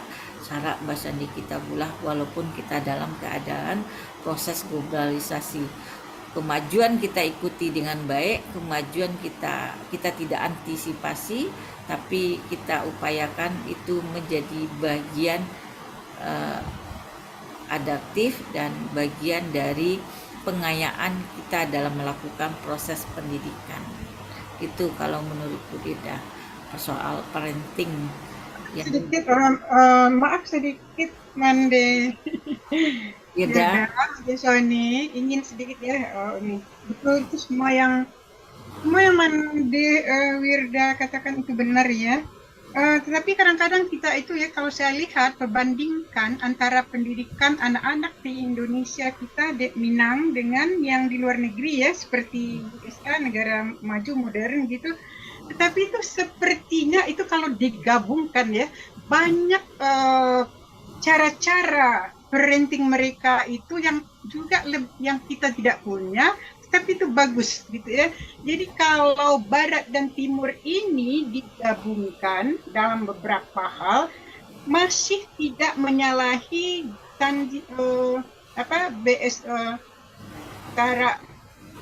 adat Basandi Sarak Basandi kita pula itu bagus sekali.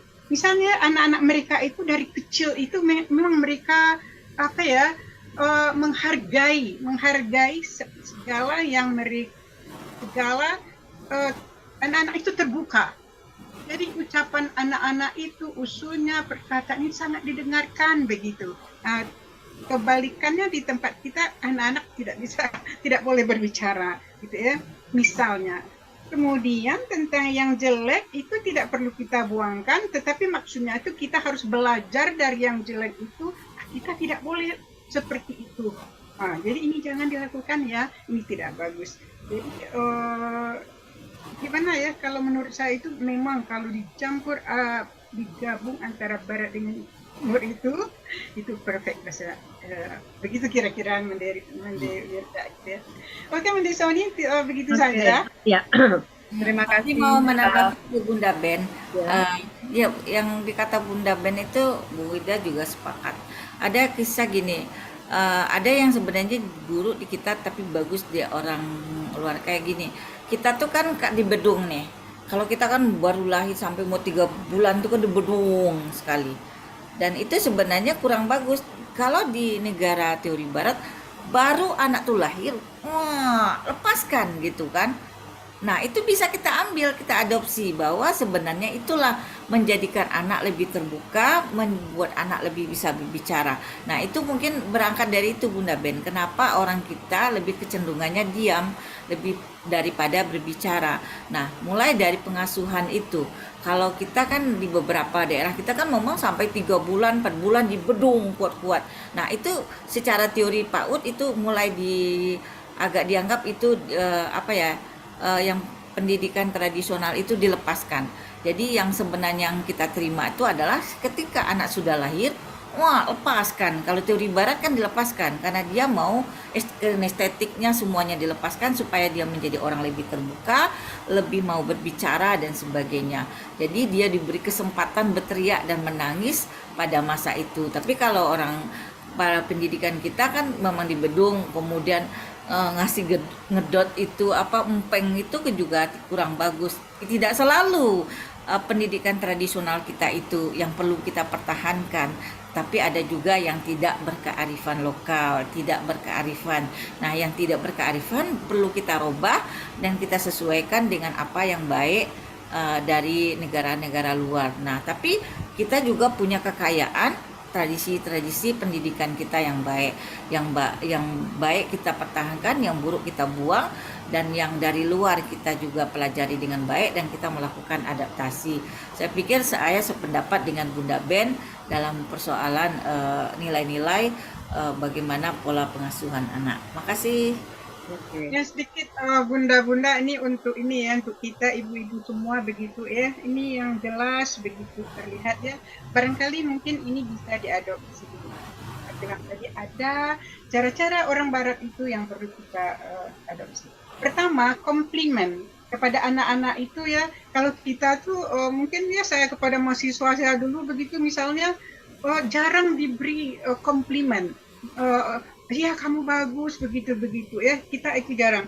Tapi di sana anak-anak itu diberi komplimen, ya diberi semangat begitu kamu bagus. Jadi dengan demikian tuh mereka merasa dihargai dan mereka justru lebih baik. Cuman jangan memperbandingkan antara adik dengan kakak. Oh kakak kamu begitu, kamu harus begitu. Itu memang enggak. Jadi dan lagi itu satu ya, komplimen dari orang tua itu perlu, tapi ditimbang anak itu sama semuanya. Jangan ini dipuji, ini dijatuhkan. Itu juga tidak boleh, semua ibu-ibu tahu ya. Kemudian ucapan terima kasih. Nah, ini menjadi habit ya, mungkin bukan budaya tetapi habit, kebiasaan. Di kita itu kalau kita dekat hubungannya ibu dengan anak, teman akrab kita itu jarang sekali mengucapkan terima kasih. Nah, kalau di sana itu dari anak kecil itu mereka sudah mulai mengucapkan terima kasih yang sedikit saja begitu. Nah, saya tuh belajar dari mereka begitu ya. Jadi mungkin itu hal-hal yang kalau detail kita katakan banyak yang lain lagi, tapi hal-hal yang begitu yang sedikit-sedikit itu mungkin perlu kita adopsi gitu. Begitu saja Mandi Wirda.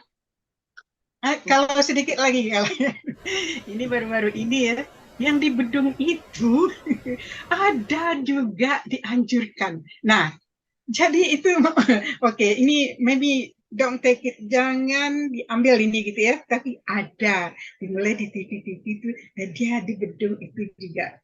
Nah, jadi sepertinya dia mencontoh tradisi kita juga. Tetapi yang Mandi Wirda katakan itu lebih benar gitu. Oke, begitu saja. Terima kasih, Mbak Wirda dan Mbak Sani. Oke. Jadi banyak ternyata yang berkaitan dengan hari-hari yang kita hadapi di dalam ethnoparenting, di dalam pengasuhan anak di dalam keluarga, terutama juga di Minangkabau.